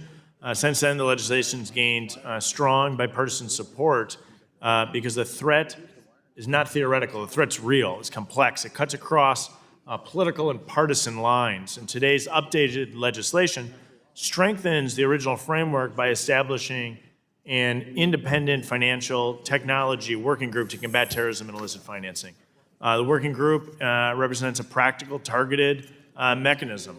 And in particular, from stablecoins and tokenization to decentralized finance and AI-powered payment tools, emerging technologies are reshaping global finance and the illicit finance landscape in real time. The bill is not about micromanaging innovation. It's about giving our national security community knowledge, tools, coordination that they need to ensure the United States doesn't fall behind the bad actors exploiting gaps in our system. The working group will unite experts from across the board, private sector, leaders in blockchain analytics, fintech, cybersecurity, and together the group will collaborate to navigate these transformative technologies and the novel threats they present. The goal of the working group is straightforward: study emerging threats, identify gaps in the current AML CFT framework, and recommend smart, targeted reforms.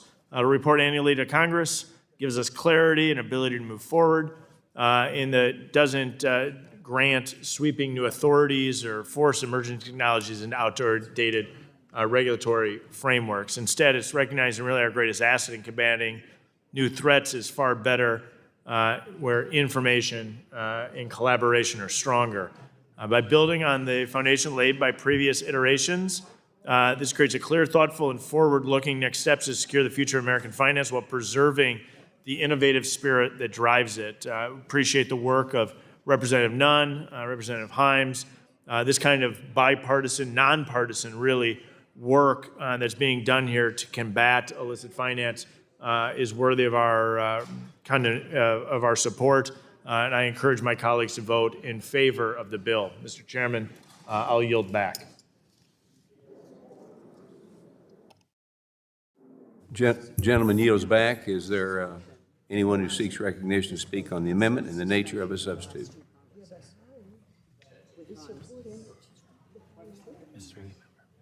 Yes, and we're supporting the fund.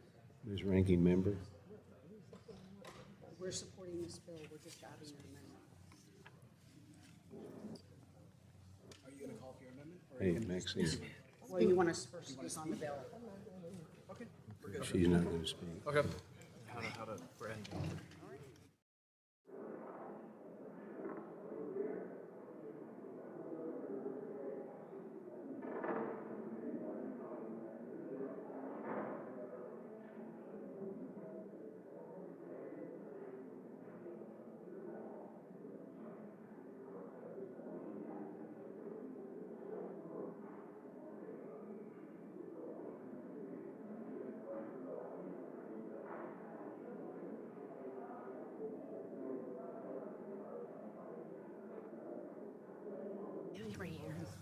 Okay, hearing none, we will move on to amendments. Does anyone wish to offer an amendment to the substitute?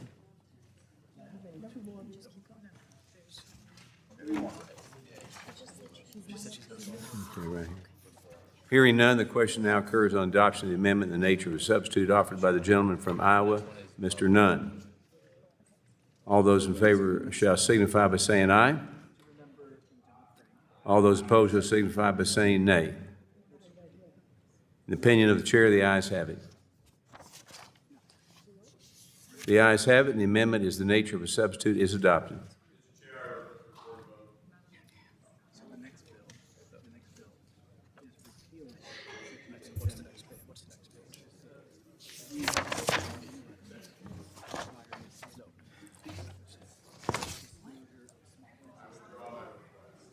So moved.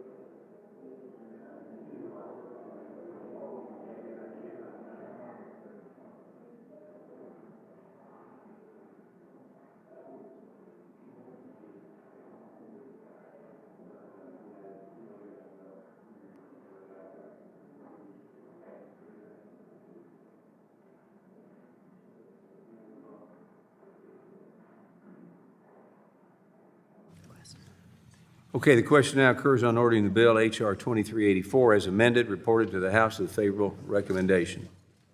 Those in favor shall signify by saying aye. Those opposed shall signify by saying nay. In the opinion of the chair, the ayes have it.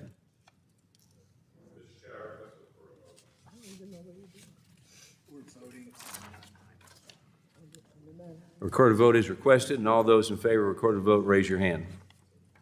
A sufficient number having raised their hand, a recorded vote is ordered pursuant to subsection C5 of Rule 3 of the committee rules. The vote on the question is postponed.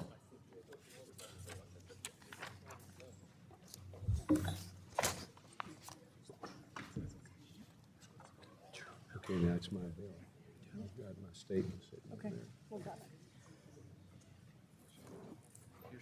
She's going to put this in front of you. Okay, we ready? Pursuant to notice, I call up H.R. 97-6, 1071, Repeal to Protect Small Business Lending Act, introduced by myself, Mr. Williams from Texas. The clerk will report the bill, copies of which were distributed in advance.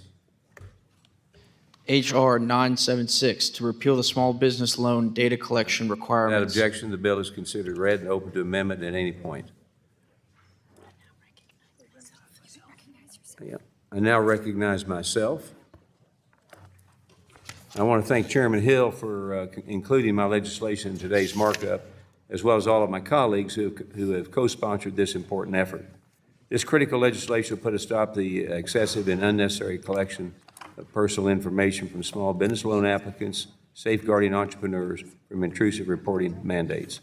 The CFPB's rule represents yet another overreach that harms Main Street. Rather than helping small business, it creates new barriers for both current owners and aspiring entrepreneurs trying to secure the capital they need to grow and thrive. Section 1071 mandates that financial institutions collect and report sensitive personal details of small business loan applicants to the CFPB. There is a growing concern that portions of this data, potentially including information that could reveal the identity of individual applicants, could be made public. These details belong in the hands of lenders and borrowers, not published for broad access. Moreover, the implementation of Section 1071 threatens to erode the foundation of relationship banking by pushing lenders towards a one-size-fits-all standardized loan process. To meet the rules requirements, banks and credit unions will be forced to gather extensive data, such as race, ethnicity, and sex. Factors have that no bearing on credit worthiness. These burdensome mandates would divert time and resources away from serving customers, increasing compliance costs, and ultimately make loans more expensive and less accessible.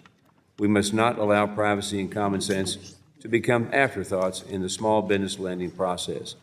As chairman of the House of Small Business Committee, I'm proud to sponsor 1071 Repeal to Protect Small Business Lending Act to remove these burdensome requirements. I urge all of my colleagues to support H.R. 976, and I yield back the balance of my time. Seek recognition.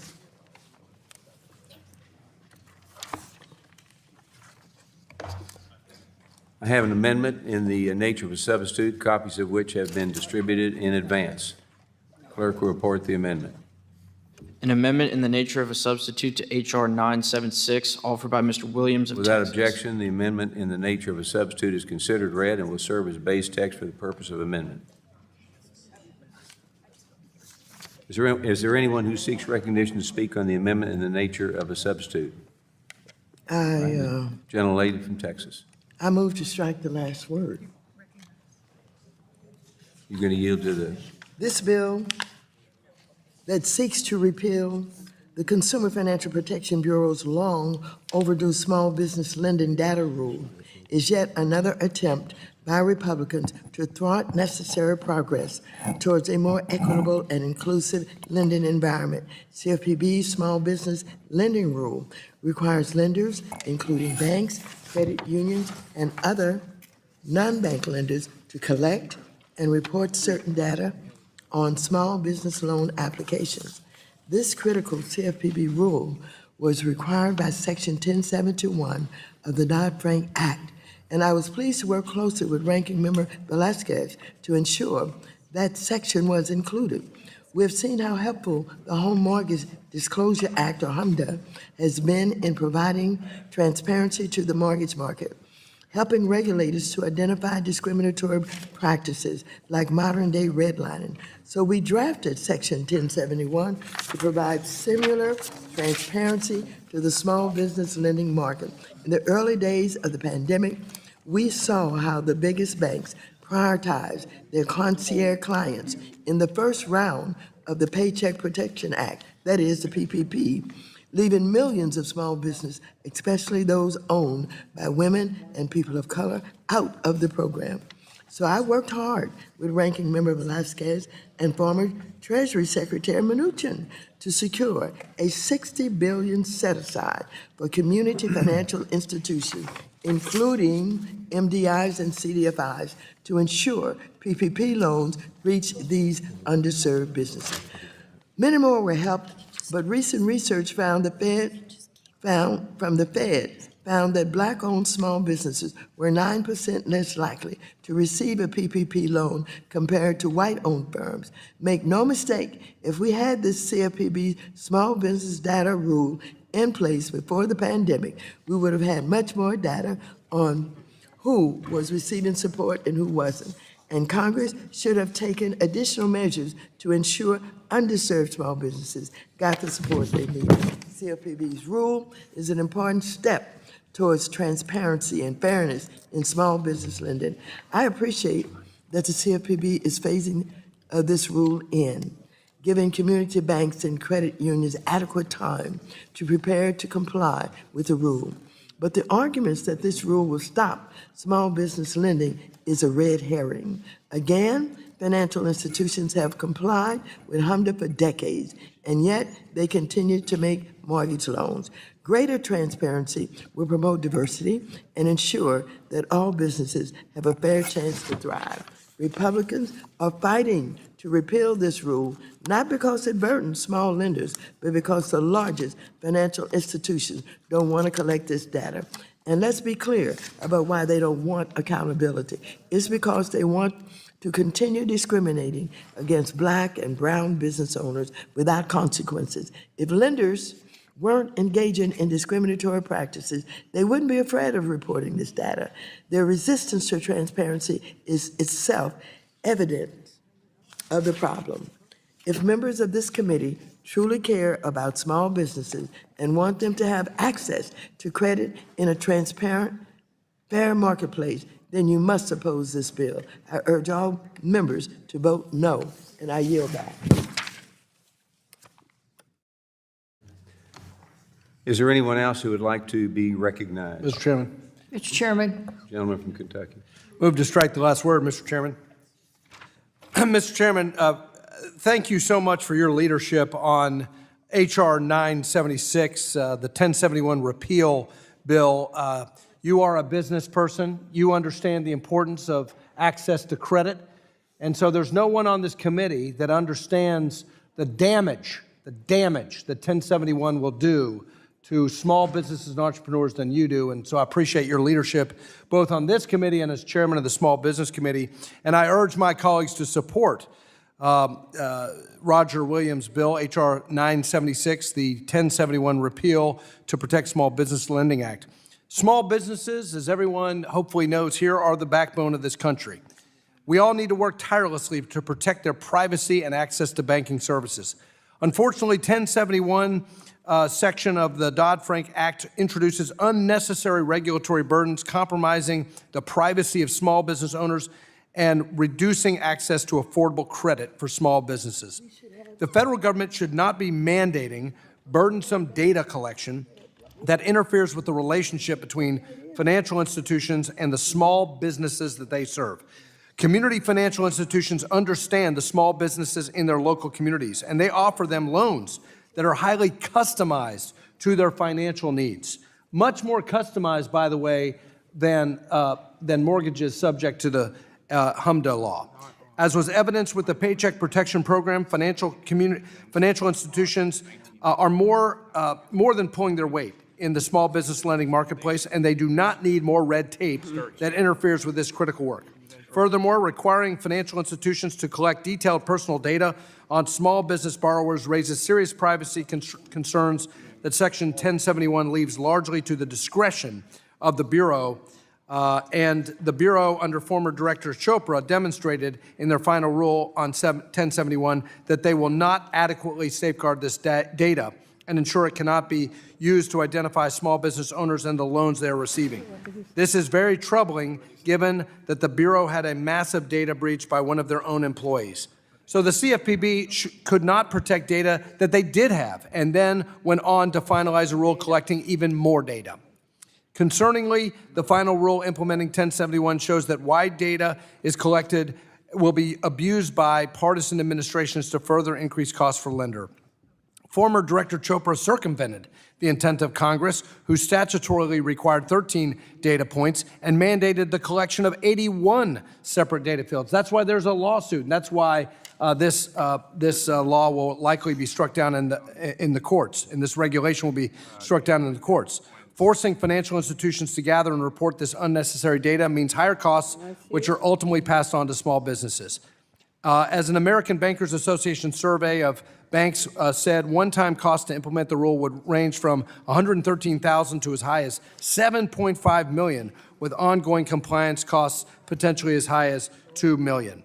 I want to thank Small Business Committee Chairman Roger Williams from Texas for his important work on this critical issue and urge my colleagues to support this important legislation. In the time remaining, let me address my friend and colleague, the ranking member, on what she said. And I want the ranking member, to hear this, and I want the ranking member of the Small Business Committee to hear this, because what my friend from California said is just not true. What she said was it's a red herring, that this is some kind of effort to protect big banks. I want to tell you a story of one of the smallest community banks in my district. About $200 million in assets. Tiny community bank. And their niche, their focus, their expertise is small business lending. That's what they make their bread and butter on. And guess what? They serve minority-owned businesses in my district. They are the source of credit and capital for minority and women-owned businesses, veteran-owned businesses in my district. They are proud of their service of minority-owned businesses in my district. And you know what they told me about this regulation promulgated by former Director Chopra? They said, we're going to exit small business lending. And the minority-owned businesses, the women-owned businesses, the veteran-owned businesses in our district in central Kentucky will no longer have access to the loans that we have provided to them for decades. For decades. Oh, please. So if you actually want to protect minority-owned businesses, why are we doing what we thought we were getting rid of, which is race-conscious decision-making, gender-conscious decision-making?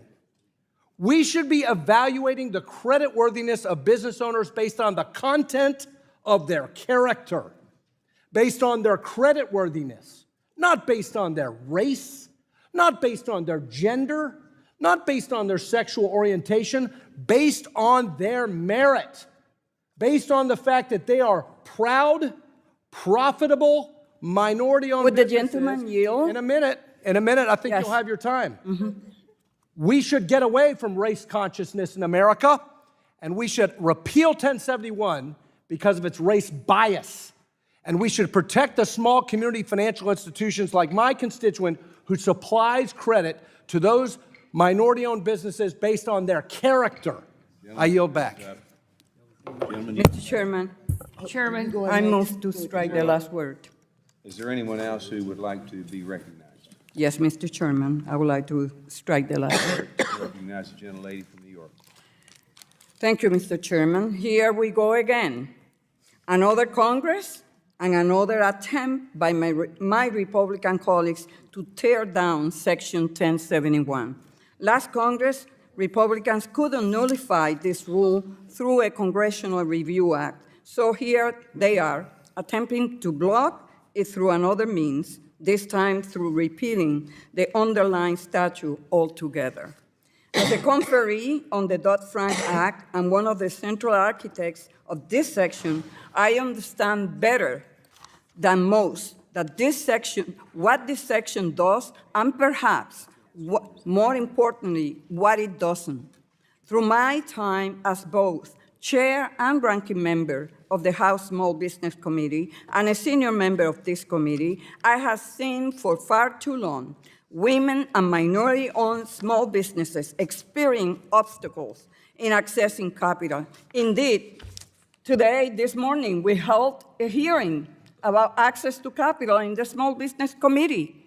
Right, Mr. Chairman? And what were we hearing from the witnesses there? The problem that they were having accessing capital. I have seen for far too long women and minority-owned small businesses experiencing obstacles in accessing capital. Part of the reason is the lack of data and transparency related to small business lending. The scant data that does exist continues to show that these businesses lacked the same access to external financing when compared to white-owned firms. And during hard economic times, the barriers to accessing capital are even greater. The Paycheck Protection Program highlighted the disparities between white-owned businesses and businesses of color. The Federal Reserve Bank of New York found that PPP loans only reach 20% of eligible firms in states with the highest densities of Black-owned firms. And why do you think that Chairman Minucci, that the Secretary Minucci, set aside $60 billion? Because in the first 2 weeks of rolling out the PPP program, it showed that it went to the rest of the borrowers that have a pre-existing relationship with banks in this country. So in order to correct a wrong, he decided to set aside at our request, and then the numbers change. I dismiss the notion that under former Director Chopra, the CFPB did not conduct outreach or failed to incorporate industry's feedback. The CFPB conducted considerable outreach to small firms, which included convening a SUBRIFA panel in October 2020 to hear suggestions and recommendations from small entity representatives.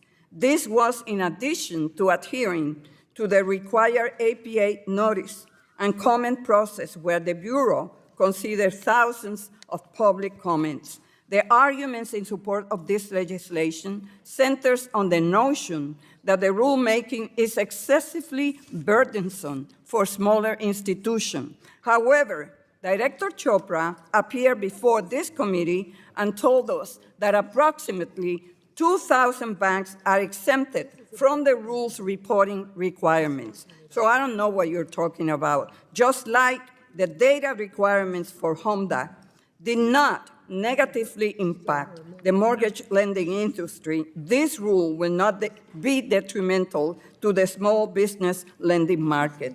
On the Small Business Committee, we have heard testimony that this rule will accomplish 3 things.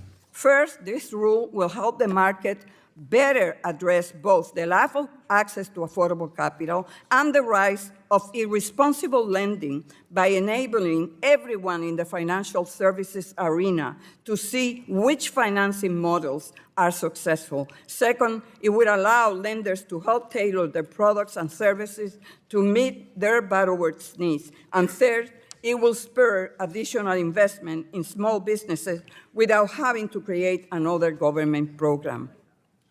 It has been 15 years, and we are still debating the merits of this section. And those 15 years included a lawsuit and a federal court order against the CFPB during the first Trump administration. I urge my colleagues to vote no on this legislation. I yield back. Gentlelady yields back. Is there anyone else who'd like to be recognized? Green from. Mr. Chairman. Gentlelady from Texas is recognized. Mr. Chairman, I move to strike the last word.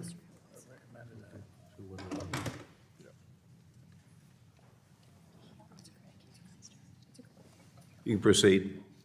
Thank you, Mr. Chairman. I want to start by reminding everyone what Section 1071 of the Dodd-Frank Act is really about.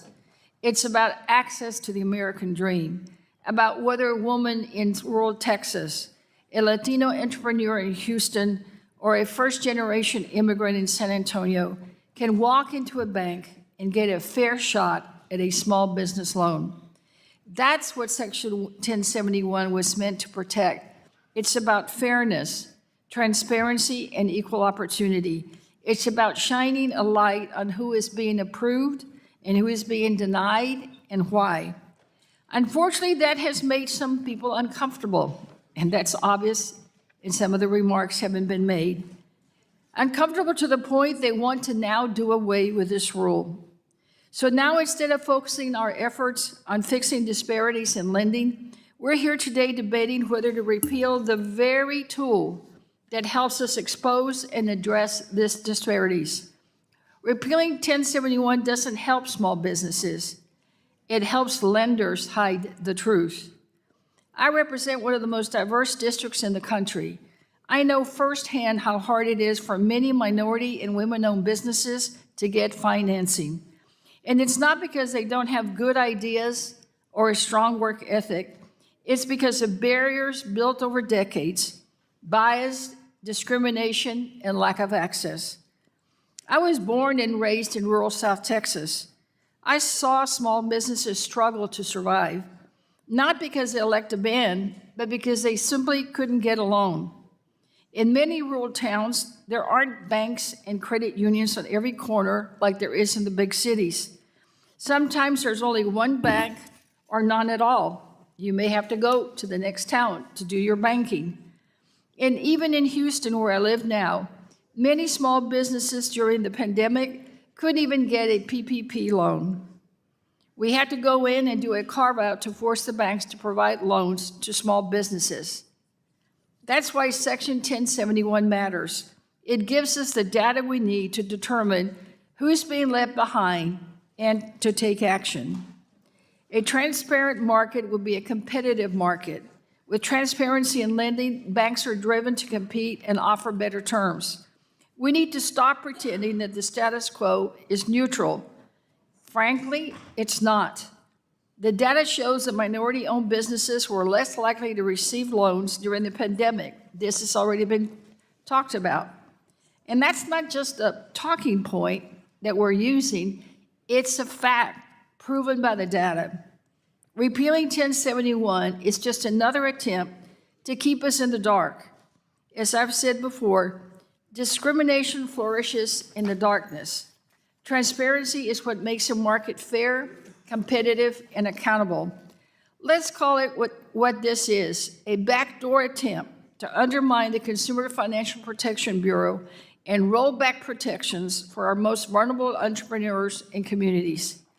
I urge my colleagues, please, don't turn out the lights. Don't vote for secrecy. Don't abandon the small businesses who depend on us to stand up for fairness. I urge my colleagues to vote against this resolution. Without, Mr. Chairman, I yield my remaining time to my colleague, Ms. Velasquez, the chair of the ranking member of small business, if she needs the time. Thank you for yielding. Mr. Chairman, sunlight is the best disinfectant. And if we want to understand why so many areas, including rural communities, are underserved, we must collect data to further understand the problem.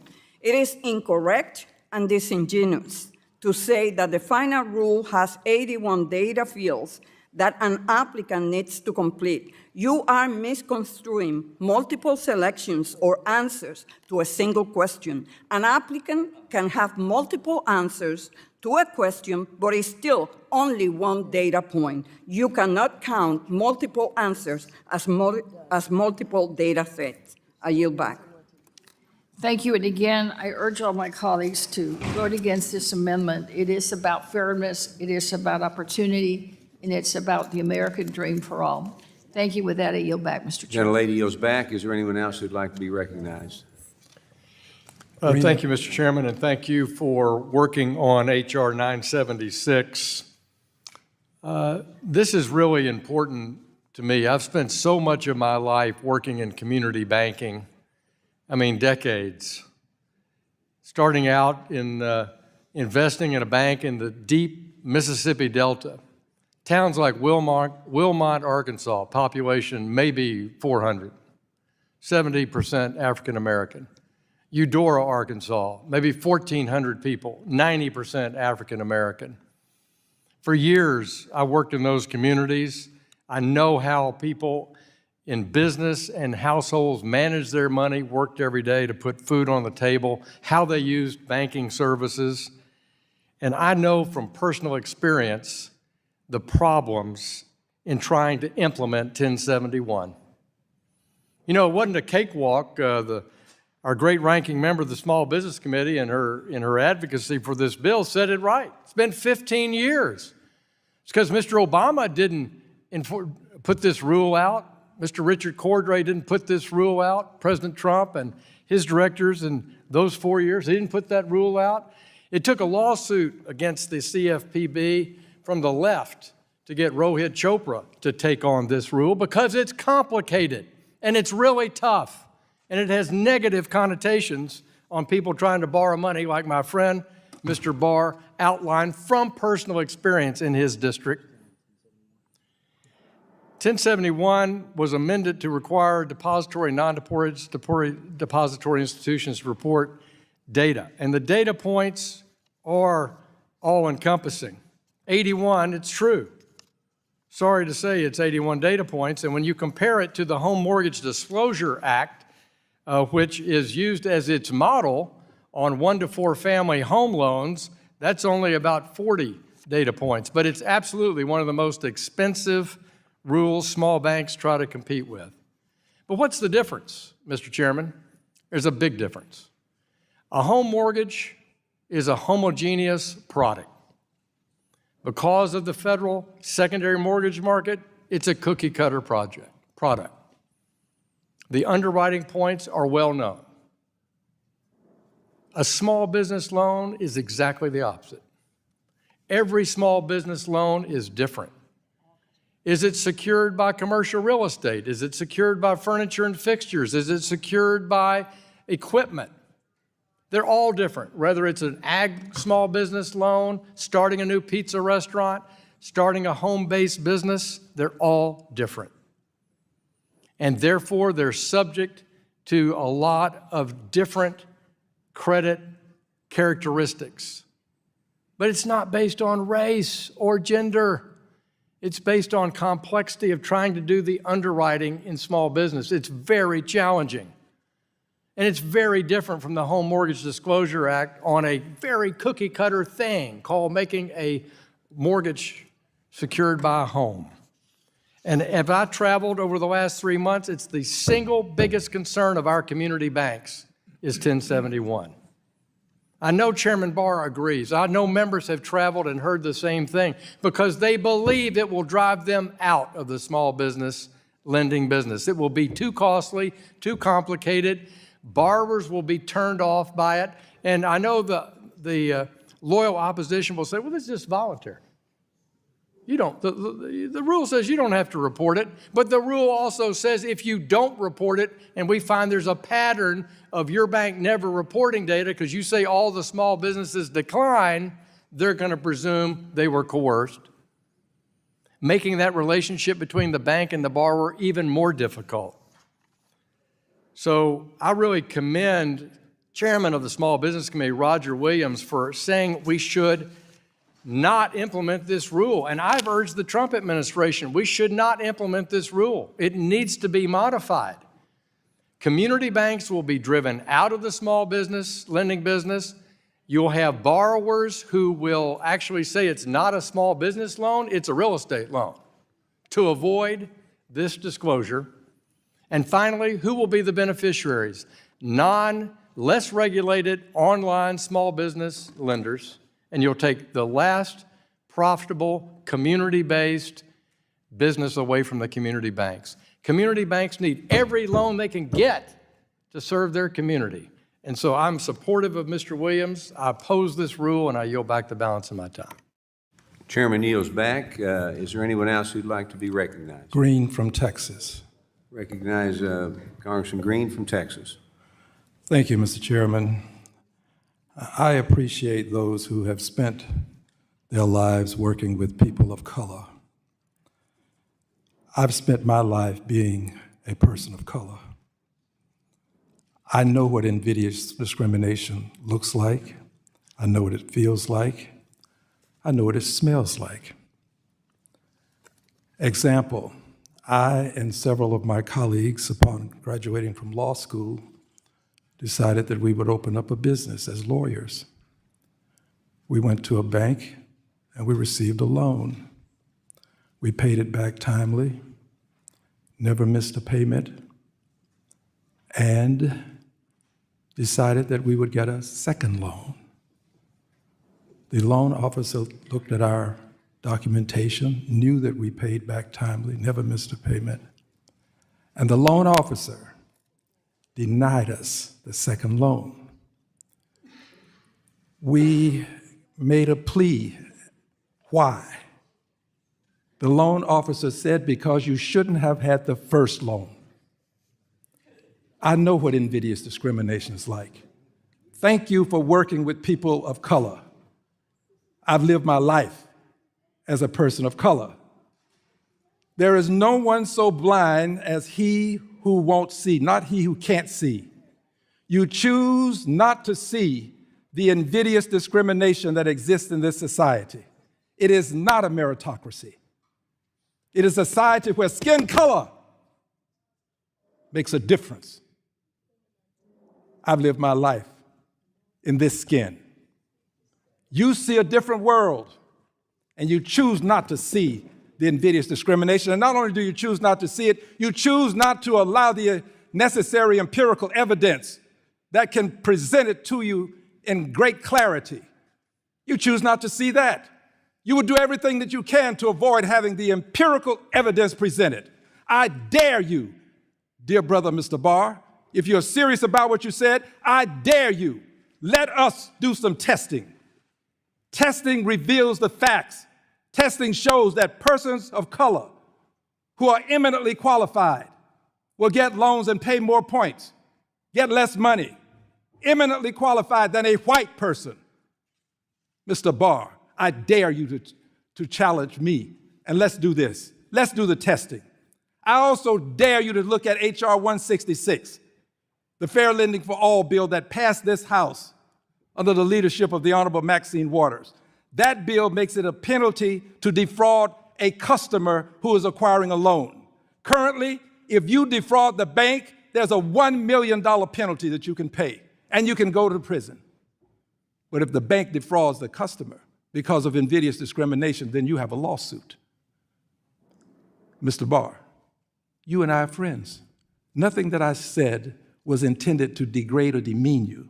It was intended to help you to see a world that you've never lived in, that you cannot understand because you've never been there. And for you, it's a meritocracy, but it's not for us. I'm empirical evidence. It is not. So I beg you, let's do the testing. By the way, the president has issued an executive order that would embrace what you're talking about. The president is a person who seems to think that if there's a problem, diversity, equity, and inclusion is at the root of it. Airplane crashes, well, without getting any empirical evidence, the president concludes, oh, that's DEI. What an insane thing to say. This kind of fatuous folly ought not be tolerated by you, dear brother. You're an intellectual. Open your eyes. There is no one so blind as he who won't see, not he who can't see because he doesn't have the vision to read or write, but he who, for whatever reasons, declines to see the empirical evidence. I'm going to yield my last 30 seconds to you until I claim back my time. I thank my friend, and you know what, we all have different experiences, and I appreciate that. I appreciate that. You absolutely had a different experience, and I appreciate that, your different perspective. And we are friends, and we learn from each other. Would the gentleman be willing to talk to the small bank in my district who is the creditor of many minority-owned businesses, who told me that if this regulation goes into effect, they're going to exit the business, and they're never going to make another loan. Reclaiming my last 10 seconds. Any business, whether they're minority-owned or not. Reclaiming. Would the gentleman yield? I would ask my friend, I would ask my good friend, would you be willing to hear? The gentleman's time has expired. I believe the time belongs to me, and I tried to reclaim it, and you didn't acknowledge me. I expect more time. I expect more time. The gentleman's time expired. The gentleman's time did not expire because the gentleman tried to reclaim his time, and you would not recognize me. I expect more time. The gentleman has 30 seconds. I thank the chairman. Dear brother, and I say this because I have a deep abiding affinity for your humanity. Dear brother, I have bankers in my district.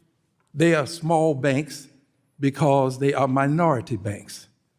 And they don't tell me what you're telling me. So what I'm saying to you is this: let's do the testing and get the empirical evidence. Let's send people into a bank, well-qualified black people, and let's send white people in who are less qualified. I'm using white and black because that's what this is, black and white. Let's do that, and let's see what the empirical evidence shows. Would the gentleman yield? The gentleman has only 10 seconds Well, left. just really quickly, I would urge the gentleman to listen to different perspectives as he's urged me to.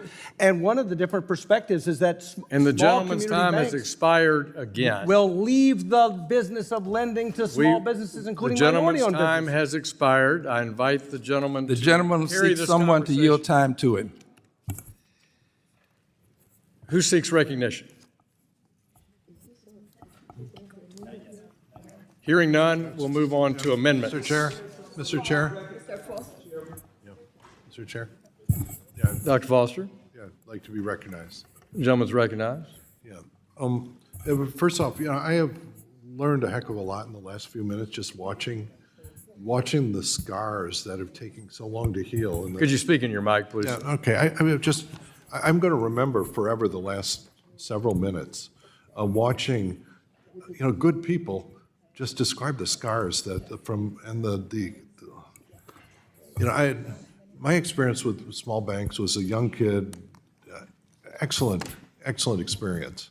And we just, they came in, they trusted us when we were not really that solid, and they were great, and that enabled our company to grow. It never really occurred to me that maybe that was because of my race. I don't know. I just, it just was never an issue in my mind. I grew up in a university town in Madison, Wisconsin, and it wasn't an issue. There were lots of non-whites in that town, but they were all like university professors, and so that it was a different situation.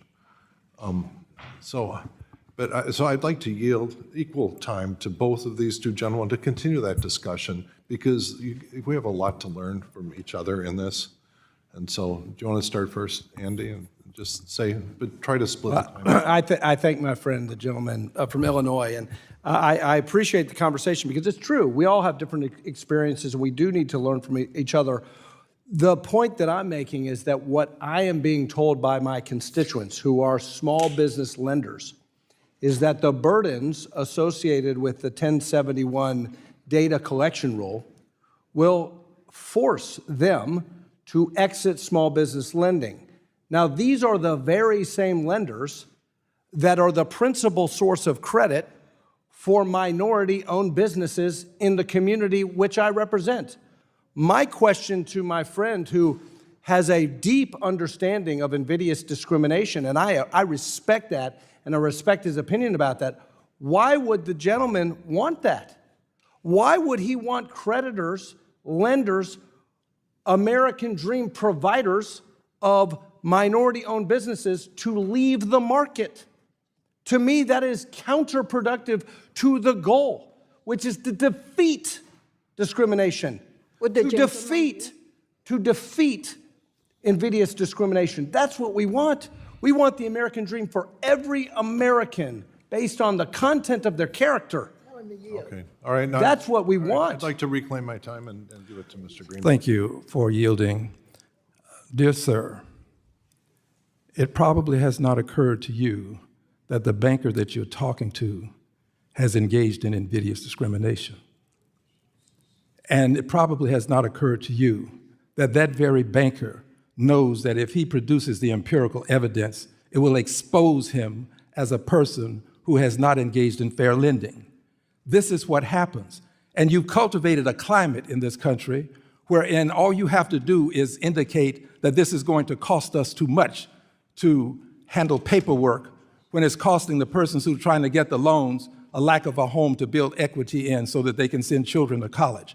It's costing the persons who can't get the loans to have the money necessary to pay bills that they might consolidate. They are suffering too, but they're suffering because of a lack of finance, and you're talking about paperwork. Well, there may be some paperwork involved, but it's not so much paperwork that it won't help some person to get a loan that probably will be denied. And I challenge you again. All we have to do is do the testing. Will the gentleman yield? No, I won't yield just yet. Testing is the methodology by which we get the empirical evidence. You want to end the testing. That's the thing that makes the difference. So can I? I'll yield back to Mr. Foster. It's Reclaim his my time and yield. Just real quick. So one of the comments from one of these community banks was the way that Chopra wrote the rule was that the questionnaire has to be presented to the small business applicant first before underwriting starts, before you get to the objective creditworthiness of the borrower, irrespective of these irrelevant, immutable characteristics of the business owner that we all say we shouldn't care about. They have to fill out what the sexual orientation of the owner, what the race, what the national origin, what the gender is. And then and only then do you get to the merit-based question of whether or not this small business should get the loan. What does it say to the applicant? He has yielded to me. Here's what it says. Issues are Here's more what it important. says before the time expires, because nobody else is going to yield to me. Here's what it says. It says that whenever you have the opportunity, at some point you see the skin color. And at that point you make decisions, either consciously or unconsciously, about that person. It happens every day in this country, not only in banking, it happens in institutions across the length and breadth of the country. And if you are too blind to see, simply because you choose not to, eliminating this evidence will help you to remain blind. Yeah, my Gentleman's time has expired. Thank you. I thank Dr. Foster for yielding the time and allowing our colleagues to have this good discussion. Is there anyone else to be recognized? Hearing none, we'll move to amendments. Does anyone wish to make an amendment to the nature of Mr. Williams' amendment in the nature of a substitute? Mr. Chairman, I have an amendment at the desk. The gentleman from New York has an amendment at the desk. We'll pause and let it be distributed.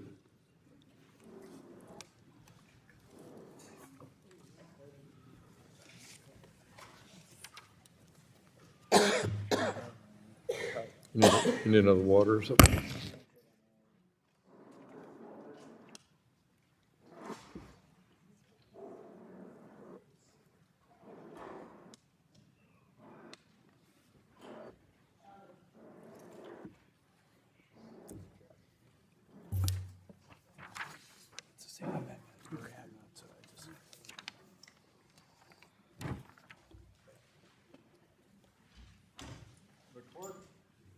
The clerk will report the amendment. An amendment to the amendment in the nature of a substitute to H.R. 976 offered by Ms. Velasquez of New York, designated as 2. The amendment will be considered as read. Mr. Chair, could I reserve a point of order? The gentleman from Michigan reserves a point of order. Thank the gentleman. The gentlewoman from New York is recognized for 5 minutes to discuss her amendment. Thank you, Mr. Chairman. My amendment is simple. It will delay the underlying legislation from taking effect for 1 year in order for the director of the CFPB to certify to Congress several important steps. One, that the small business lending market has become more transparent. 2, large lenders are providing disclosures on loans to small businesses that are substantially similar disclosures by lenders under TILA. 3, the CFPB has gathered and made publicly available certification that terms associated with small business loan have become more transparent. And 4, that no lenders are including a confessions of judgments as part of their origination terms. We have heard a lot of rhetoric here today about how small businesses lack access to capital, which is true, and how the underlying bill will help facilitate more loans to small businesses. Well, there's also a lot of information demonstrating the lack of proper disclosures and the use of confessions of judgments are reducing the availability of loans to small businesses as well.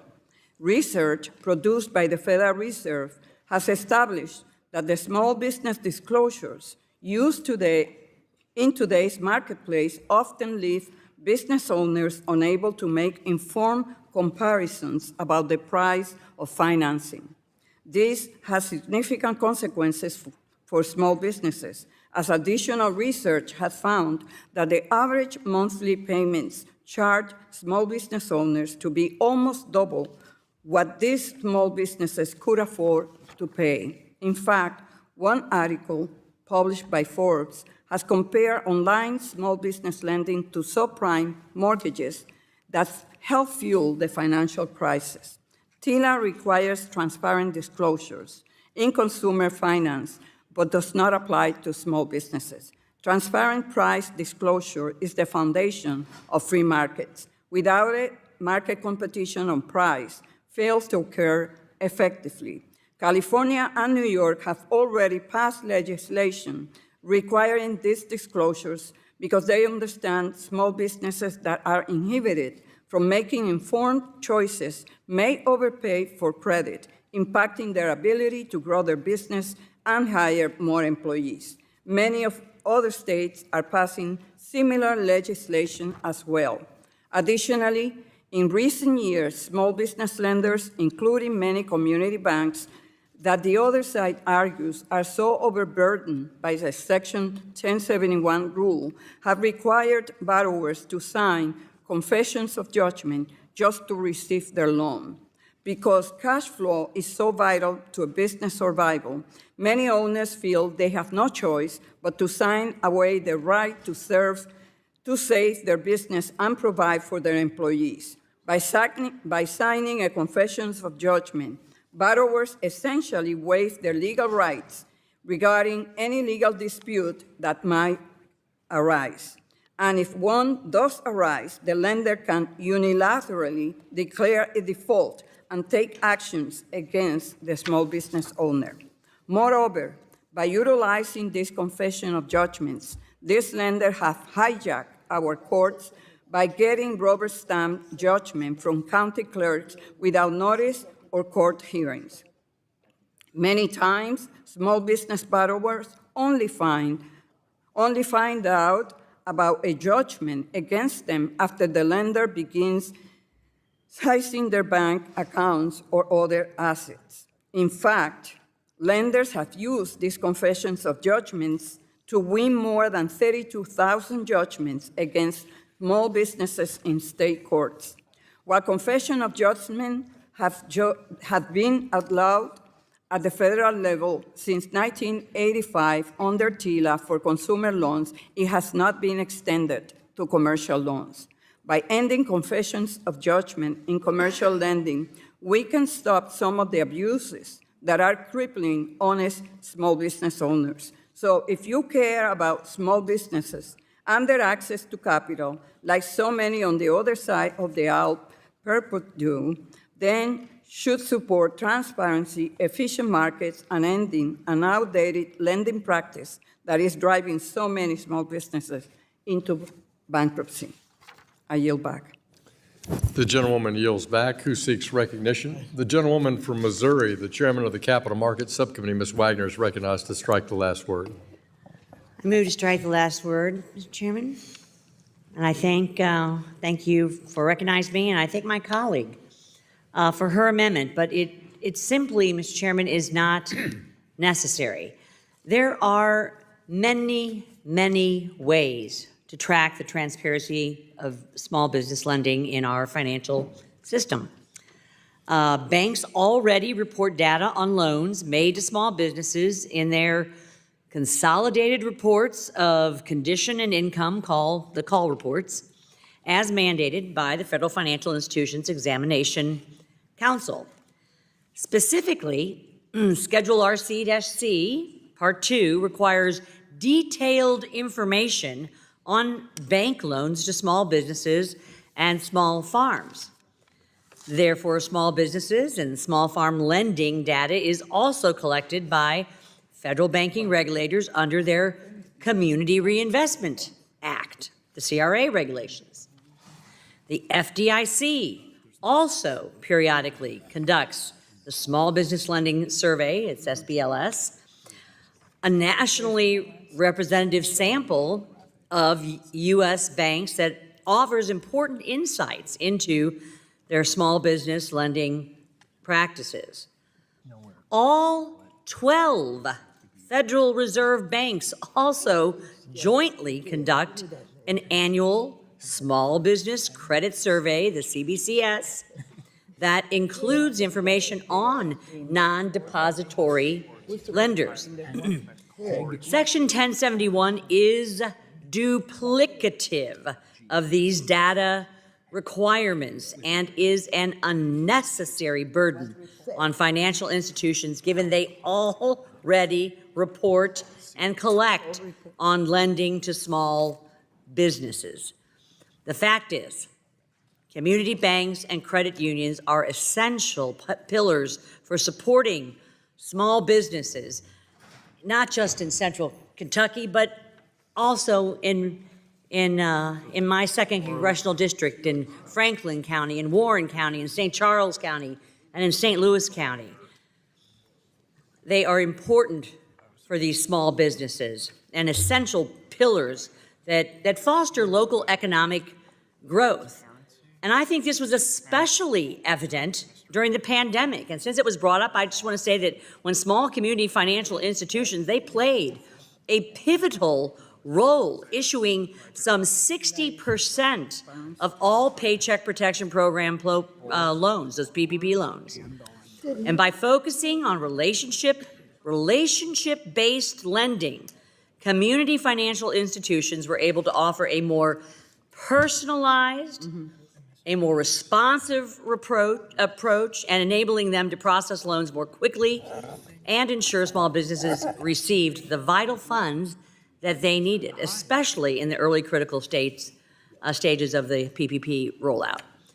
Section 1071 misses the mark by failing to recognize the highly customized nature of small business lending. This approach risks undermining the very communities that rely on the flexibility and personalized service that community financial institutions offer.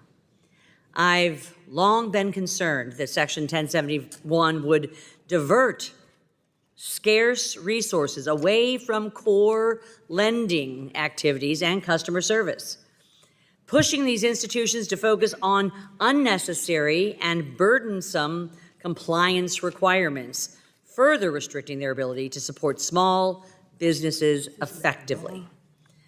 For these reasons, Mr. Chairman, I oppose the amendment, and I urge my colleagues to support the underlying bill of Mr. Williams, our chairman of the Small Business Committee, and I yield back.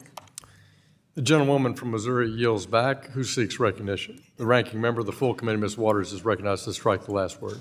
I move to strike the last word. You're recognized. I am so pleased and proud that Ms. Velasquez is here, taking up this issue because of the long years that she have worked with Small Business Administration, and she went over what happened during COVID when the big banks took care of their concierge clients, created their own panels, and we had to go back and work, and we worked with Mnuchin until we got more money to make sure that we were putting it into small and minority banks. Now, Mr. Barr gets all excited when he talks about these kinds of issues, and we're forever trying to educate him and to help him to understand what we go through in order to receive fairness, justice, and equality. You talk about merit, you talk about only receiving loans based on merit. Let me tell you what we know about merit and what we face every day of our lives. We watched unqualified, stupid, ignorant others get opportunities that we cannot have access to. Let me give you an example. This is not having to do right now what we're doing with 1071. Take a look at what's happening with this new administration. I'm looking at Matt Gaetz, the Attorney General, of the United States of America, who has all kinds of problems, sex trafficking, alcohol, you name it. And I know a lot of blacks who are more qualified, have better backgrounds in education and everything than a Matt gets. But no, it's not about merit, it's about color. Look at Robert Kennedy. You don't get any crazier than that. His cousin sent us a well-documented memorandum letter, whatever you want to call it, telling us how crazy he is and how he mixed animals in blenders. And now we've got to deal with this crazy man and the fact that we're entering into maybe a measles epidemic. He doesn't believe in vaccines. Oh, but he got his on merit because he's smart, he's qualified. Give me a break. And then you've got Pete, what is his name? Hedgegatter with the Defense Department. I don't want to talk about it because a lot of people get over their alcohol problems. I don't know about him. Oh, but he got his on merit. And then there's Linda McMahon. All she knows about is those phony wrestling matches that she's in charge of, that she owns. But guess what? She got to be the head of the Department of Education on merit. What the heck does those wrestling matches got to do with our children, Pell Grants, and Title I loans that we need so much? Oh, but they got it on merit. Oh, and then there's Mike Waltz, the National Security Advisor and former White House member. He added a reporter to group chat signal because he's on merit. He's so smart. He got this job because he absolutely understands how government works and classified information. So we're going to give you another lesson about merit. We're going to talk to you again. And I want to tell you, you can't say, oh, maybe they're Republicans. They got black smart Republicans who can't. We got one black in this administration over at HUD. We got plenty smart black Republicans that get these jobs, but they can't get it on merit. But you got all of these stupid, ignorant, undeserving people who are now running the country. Wow, don't talk to us about merit. We go through this every day. Now, I want to ask you this, Mr. Barr. You are extending opportunities to expand banking. You said that we need to have more community banks. Did you include in that minority banks? Did you include in that minority banks? I bet you did. The gentlewoman's time has expired, and the chair reminds all the members to honor the rules of decorum in the House when describing members of the cabinet. No. Yes. No. Yes. No. Yes. No. When Mr. Barr keeps up with that kind of conversation about merit, we have to keep teaching him. The ranking member. We have to keep teaching him. Ranking member, I really invite you to ask Mr. Barr out for dinner to do Mr. Hill, that. I appreciate you so very much, but you tell Mr. Barr to stop this crap. I will have a special meeting with him after the session concludes. If there's no further debate, the question now occurs on the amendment offered by the gentlewoman from New York. All those in favor, please say aye. Aye. Those opposed, please say nay. Nay. They want to qualify. In the opinion of the chair, the nays have it. The nays have it, and the amendment is not adopted. A recorded vote has been requested. All those in favor, please raise your hands. A sufficient number having raised their hands, a recorded vote is so ordered pursuant to subsection C5 of Rule 3 of the committee rules. Further proceeding on this amendment is postponed. Is there an additional amendment to Mr. Williams' bill? Seeing no further amendments, without objection, the previous question of the substitute is ordered and recorded votes on the pending amendments have been postponed. Once those votes are taken, the committee will immediately vote on the adoption of the amendment in the nature of a substitute, and then we'll consider the question to report the measure. We'll now move to the next consideration of the next bill. Pursuant to notice, I call up H.R. 1919, the CBDC Anti-Surveillance State Act, introduced by the gentleman from Minnesota, the Majority Whip, Mr. Emmer. The clerk will report the bill, copies of which were distributed in advance.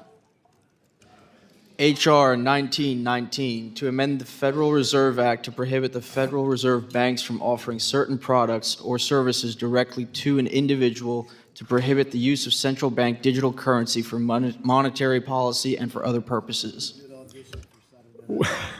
Without objection, the bill is considered read and open to amendment at any point. For what purpose does the gentleman from Minnesota seek recognition? Mr. Chairman, I have an amendment in the nature of a substitute at the desk. The gentleman, in fact, has an amendment in the nature of a substitute, copies of which were distributed in advance. The clerk will report this amendment. An amendment in the nature of a substitute to H.R. 1919, offered by Mr. Emmer of Minnesota. Without objection, the amendment in the nature of substitute is considered read and will serve as base text for the purposes of amendment. The gentleman from Minnesota, the Majority Whip, is now recognized for 5 minutes in support of his amendment. Thank you, Chairman Hill. Today, we are marking up the Anti-CBDC Surveillance State Act, a bill and an issue I am proud to lead on because our government should never be in the business of creating tools for financial surveillance. Unlike decentralized cryptocurrencies such as Bitcoin, a CBDC is a digital form of sovereign currency that is issued, monitored, and managed by a central bank. In short, a CBDC is government-controlled, programmable money that, if designed without privacy protections of cash, could give the federal government unilateral authority to surveil Americans' transactions and restrict politically unpopular activity. We've already seen examples of governments weaponizing their financial system against their citizens. In China, the Communist Party is using a CBDC to track the spending habits of its citizens. Closer to home, in Canada, the Trudeau administration froze the bank accounts of citizens involved in the 2022 trucker protests.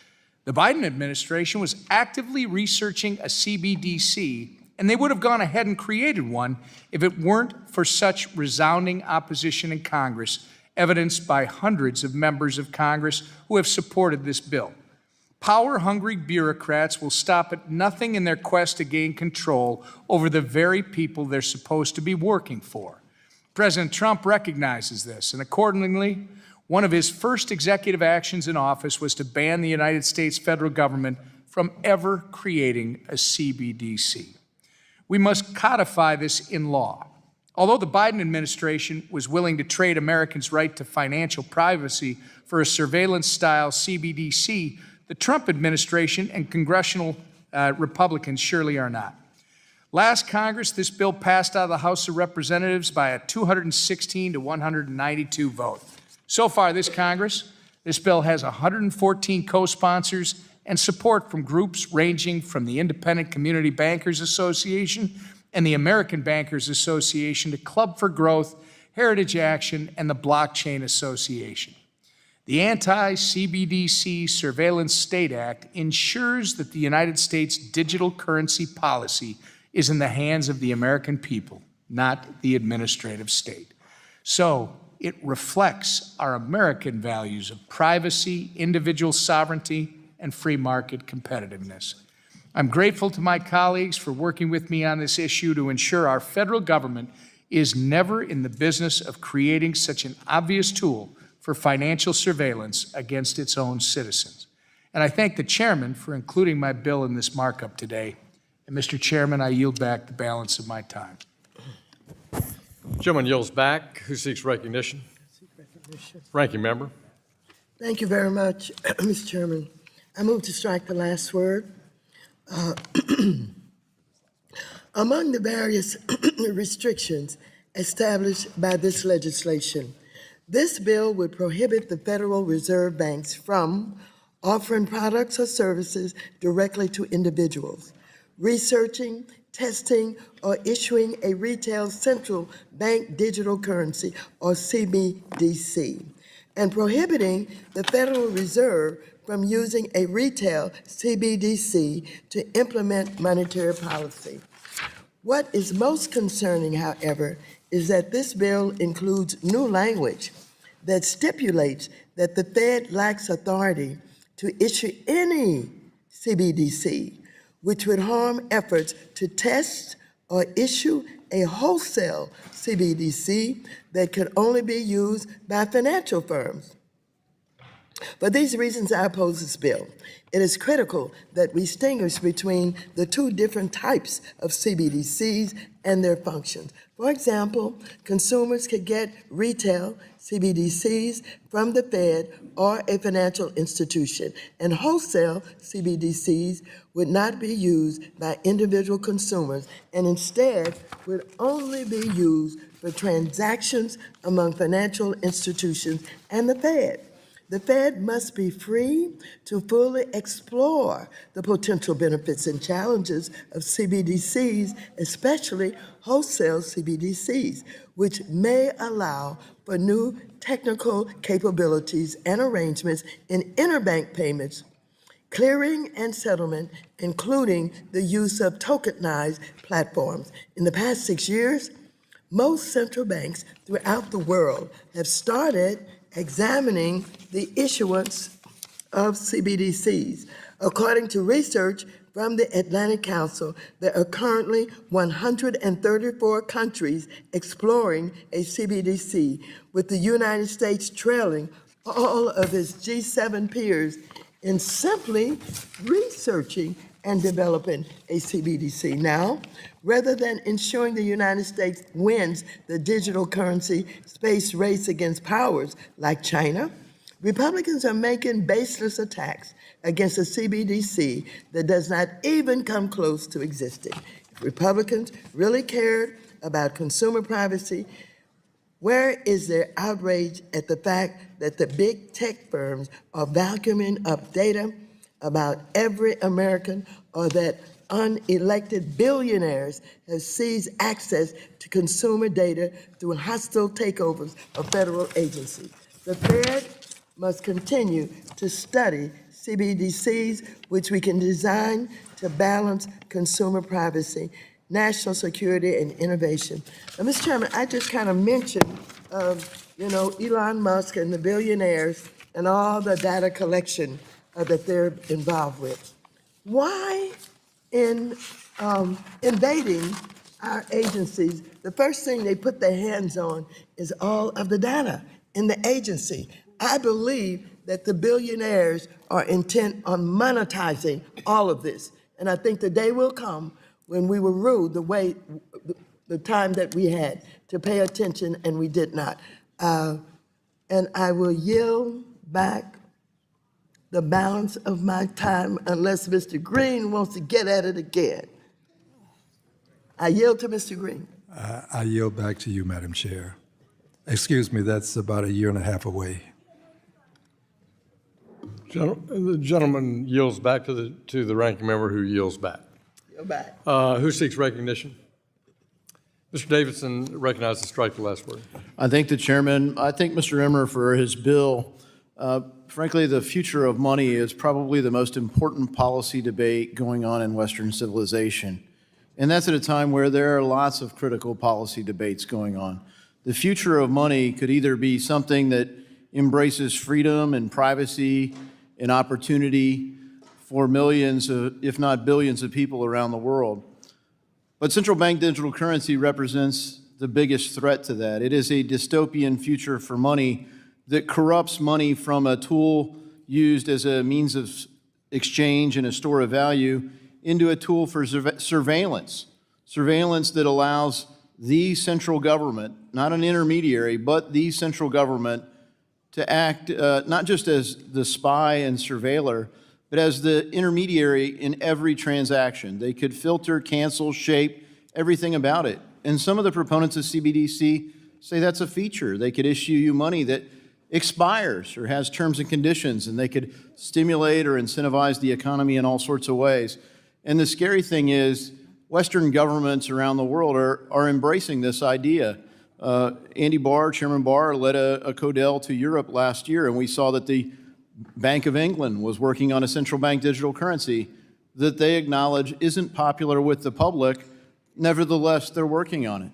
The European Central Bank, maybe the biggest champion of this idea, is Christine Lagarde, their central banker. And they also acknowledge, not popular within Europe, nevertheless, they're working on it. They're building out architecture. The Bank of International Settlement in Basel, Switzerland, is acting as the central banker to the central banks. And they're trying to set up a framework that is interoperable with China. China is using it already and imposing it on a dystopian system of control that links it to social credit. And that's why you see many of the proponents of central bank digital currency saying that the way that you access this is with a digital ID. And they say it's just to keep you safe. But our founding fathers recognized the core premise here with the Third Amendment. Maybe you could keep every household safe if you put a garrison of soldiers on site, but that's not why they would be there. Central banks to design and develop this is akin to in the Star Wars movies when the evil empire built the Death Star. As long as they promise not to turn it on. The trouble is, once they turn it on, they've got all the power that it yields to them. We shouldn't let our own central bank design it, test it, build it, and we certainly shouldn't let them implement it. If someday there is a need for us to do that, Congress could vote on it, and we should reserve our power over this incredibly dangerous system that would become an intermediary between every single person and their own property. Every dollar you make, every dollar that's given to you, every dollar that you spend or send to someone else would depend on a permissioned system where the government is the grantor of that permission. The right to transact predates any government. The government doesn't give you the ability to transact. And in our system of government, the government doesn't give us the rights protected by the Bill of Rights. It simply says the government will not infringe on them without cause and due process. Frankly, this is linked to the same concept I'm trying to protect with self-custody. Because the reality is when you give the government the power to regulate your ability to transact, someone will abuse it. And we've seen that abuse over and over again with agency after agency. This is a dangerous bill. Every dystopian fiction that you read, Brave New World, 1984, you pick them, they all depict money in a future that is corrupted. This is the means of corrupting the money. The book of Revelation, which I consider scripture as billions of people around the world do, depicts it as an evil system. And eventually, I believe it'll happen, but it's always depicted as evil, so we should resist it. We should all support this bill and maybe even stronger language in the future. The future of money really is the most important policy debate we're having today, and we have to be on the right side of it. I yield back. Gentleman yields back. Seeks recognition. Mr. Sherman. Mr. Chairman, I was here in this room some 412 hours ago when we began this markup. I can't take it up. And I heard you very clear in talking about stablecoin when you said, if you don't want to use it, you don't have to use it. So if you like it, use it. If you don't like it, you don't use it. I would say the same thing about a central bank digital currency. If you don't like it, don't use it. There seems to be an apparent massive inconsistency here. We are told with every crypto bill, my God, China's going to do it. We have to keep up with the competition. We don't want to drive the crypto industry overseas. We've got to keep up with these other countries and what they're doing. And then when it comes to a central bank digital currency, we're told, my God, Europe is doing it, China's doing it. We can't possibly follow them. They're wrong. Don't do what the other countries are doing.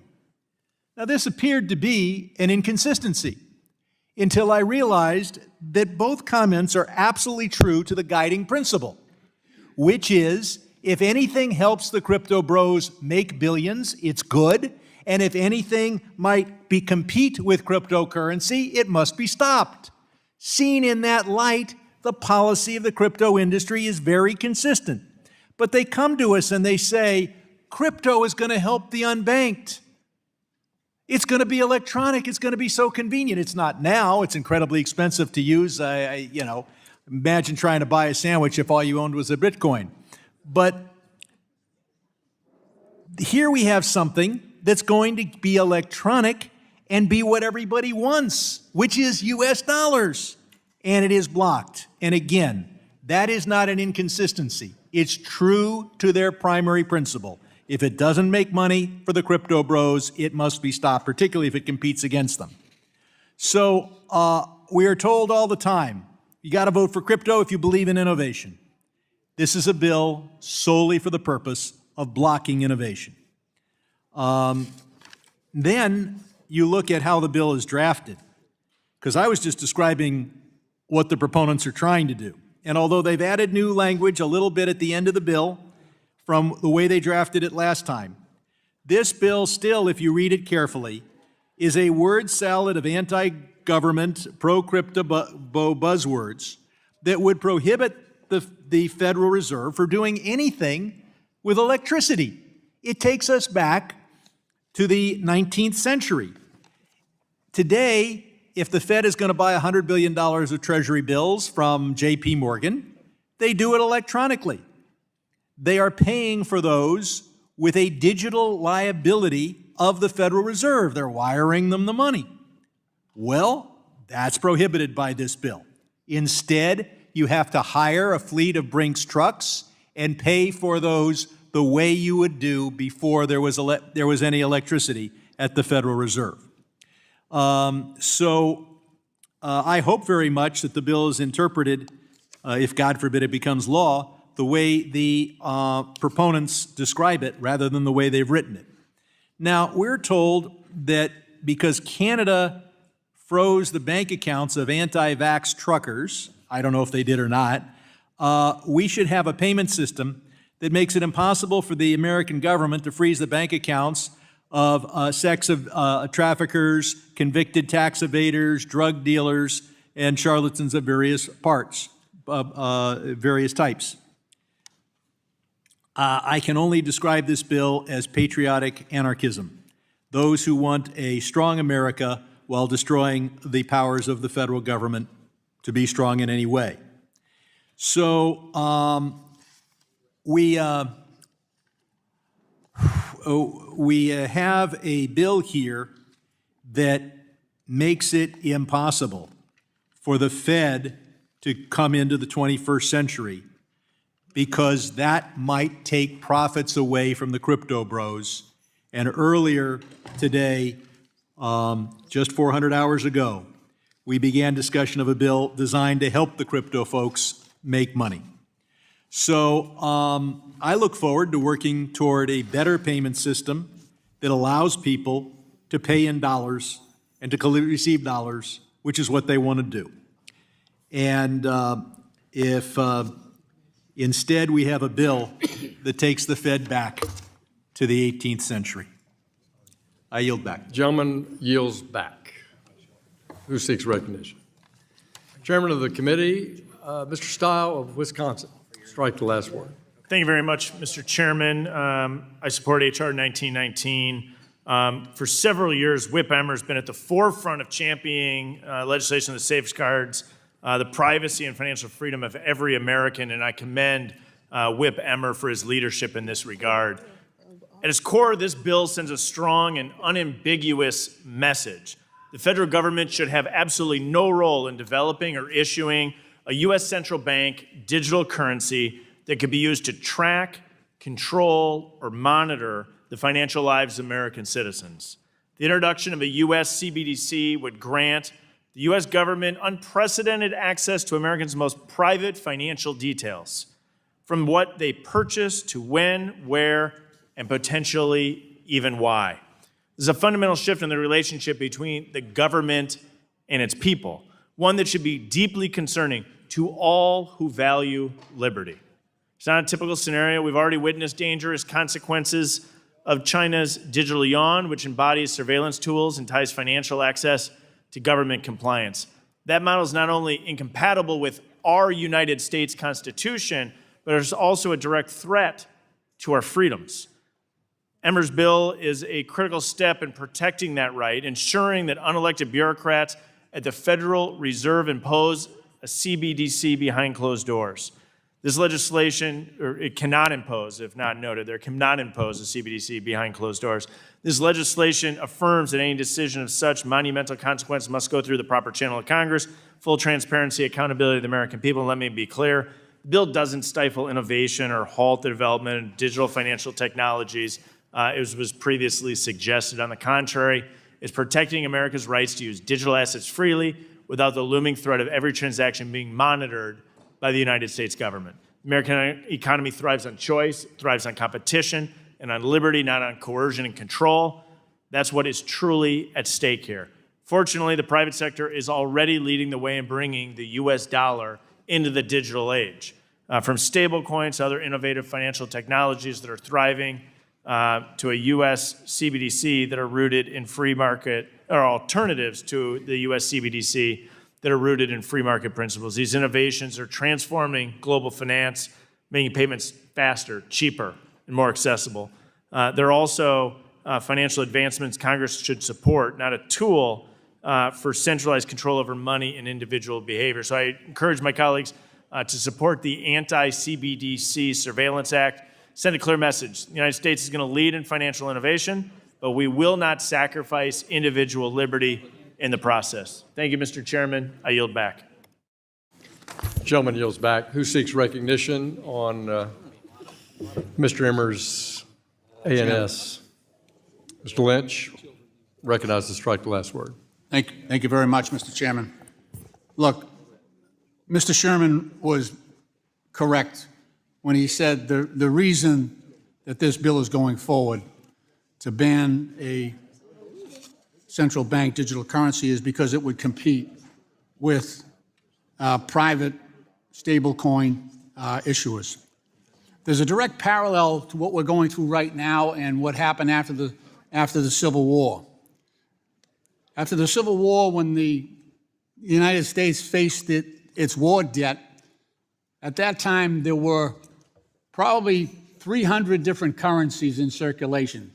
Most of them script from big companies, railroads, hotels, individual states and state banks all generated their own form of currency.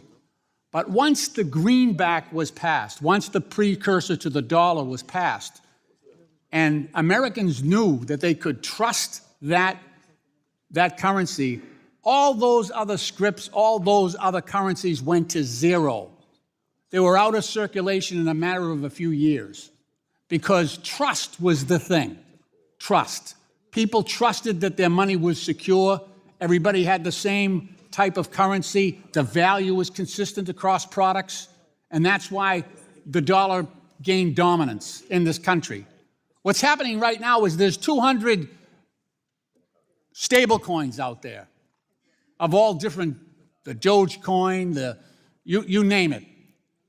If we allow the Federal Reserve Bank to develop a trusted digital currency, all those wacky stable coins will go to zero. And that's why this bill is on the floor, is going to the floor. It's to protect the stable coin issuers, plain and simple.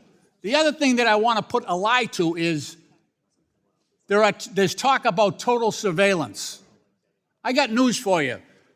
Allowing private industry and the private crypto market and people like Elon Musk and Zuckerberg to vacuum up all the personal information that Americans have, and they give them every day, and then giving them the power to issue a stable coin allows them the opportunity to target customers right down to their last purchase and know exactly what their living situation is.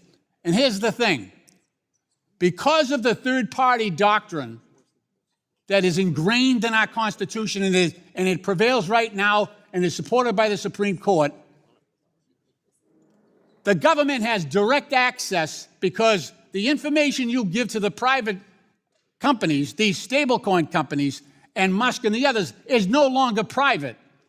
Because once you put your information out in public, it doesn't have the right to privacy attached to it.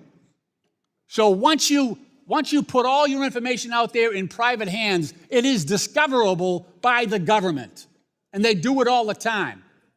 So that's a false premise that you're going to protect people by allowing them to give all their information to private companies, especially to digital platforms like X and Meta. The government in the past has seized information from Meta, seized information from individual platforms whenever it needed to. So the whole idea that you're protecting privacy is a facade. This is strictly to help the crypto bros and to eliminate any type of competition that the Federal Reserve might pose to that effort. Would the gentleman yield? I would.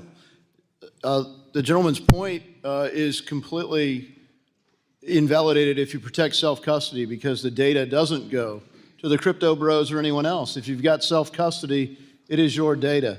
So I would encourage the gentleman to vote yes on my bill to protect self-custody, which would be relevant for all transactions. Reclaiming my time. Yield back. So every time you press I agree on your phone for an app, you're allowing them to vacuum up your information. If you ever took a moment to read the 600-page, cooperation agreement that most of these apps require you to I would click encourage yes the on. gentleman to co-sponsor my It's Your Data Act or the Fourth Amendment. Reclaiming my time. Reclaiming my time. It just puts the lie to everything that you're proposing here.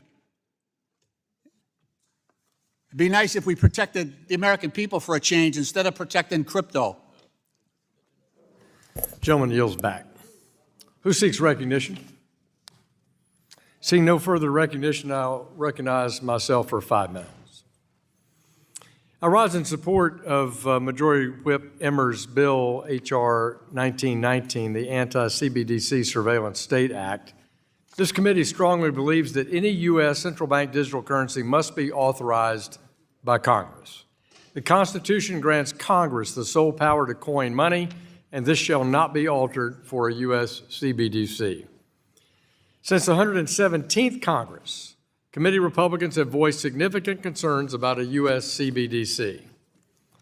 Committee Republicans have published principles emphasizing a potential Fed-issued digital currency must maintain the dollar as the reserve currency and the preeminence of the U.S. payment system, not impede the ongoing development of stablecoins, promote private sector innovation and foster competition, and address privacy and security protections.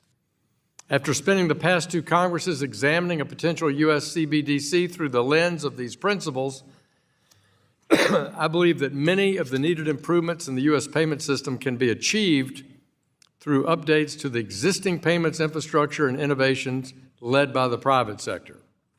In fact, these improvements are already well underway. Payment stablecoins have seen explosive growth. Fintechs are offering custom, user-centric payment solutions, and artificial intelligence is being marshaled to improve fraud detection and prevention in real time. Pursuing a U.S. CBDC, on the other hand, would drastically change the structure of the U.S. financial system and alter how the Federal Reserve conducts monetary policy. Moreover, there's significant and concerning risk associated with a CBDC that cannot be ignored. A CBDC enables the government overreach and undermines the foundational liberties that make our country free. As member of Congress, we cannot allow this. That's why I'm pleased that we've the opportunity to advance the Anti-CBDC Surveillance State Act here tonight. I want to extend my sincere gratitude to the Majority Whip, Tom Emmer, his staff who've worked with my team for years, and several other members of this committee, certainly including Mr. Davidson, Mr. Ogles, and others, to ensure that we clarify any ambiguity around the Federal Reserve's existing authorities. By integrating ideas from many members' efforts, we've crafted safeguards to prevent the U.S. from replicating China's attempted surveillance state through its digital yuan, while still leaving room to innovate our payment system in a way that's aligned with American values. Because of this, I urge my colleagues to vote in favor of the Anti-CBDC Surveillance State Act. I yield back the balance of my time. Who else seeks recognition? Hearing none, we'll move to amendments. Does anyone wish to offer an amendment to Mr. Emmer's A&S?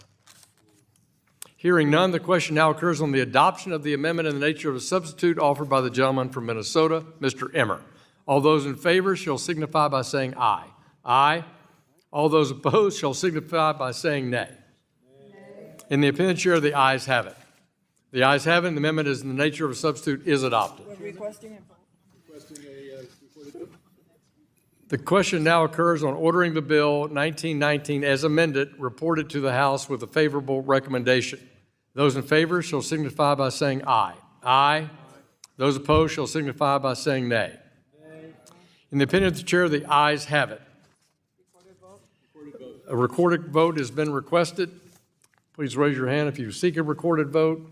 A sufficient number having been raised, a recorded vote is so ordered pursuant to Section C5 of Rule 3. The committee rules a vote on this question is postponed.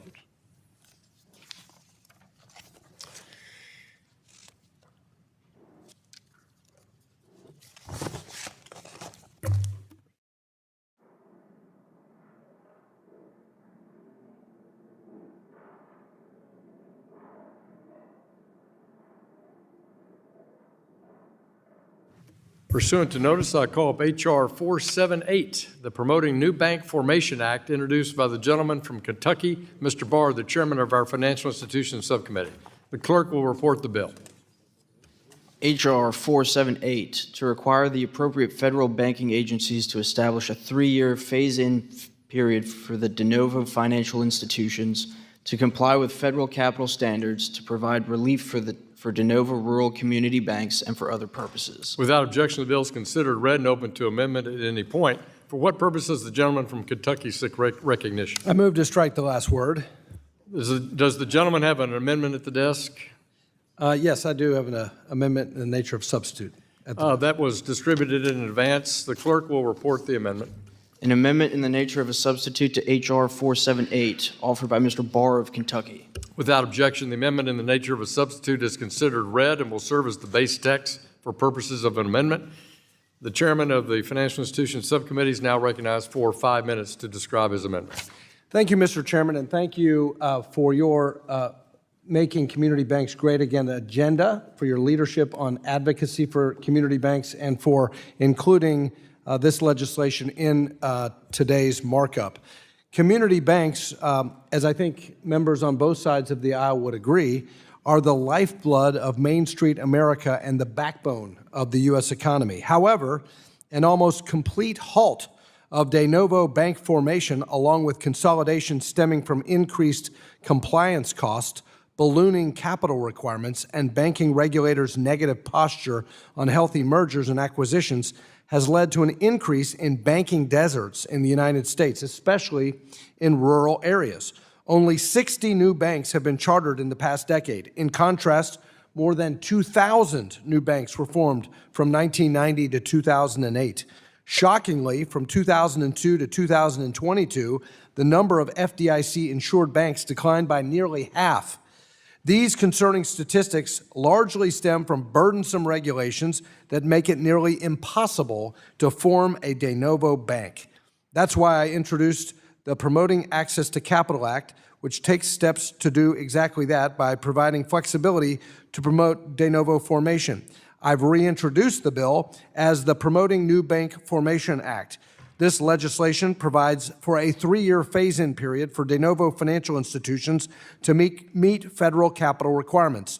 It lowers the community bank leverage ratio, or the CBLR, for rural community banks to 8.0% from 9.0% during the first 3 years of operations.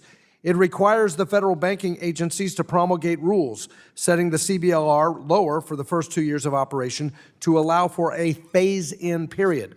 It removes some restrictions to allow federal savings associations to make agricultural loans. And it requires the federal banking agencies to conduct a joint study on trends in de novo financial institutions.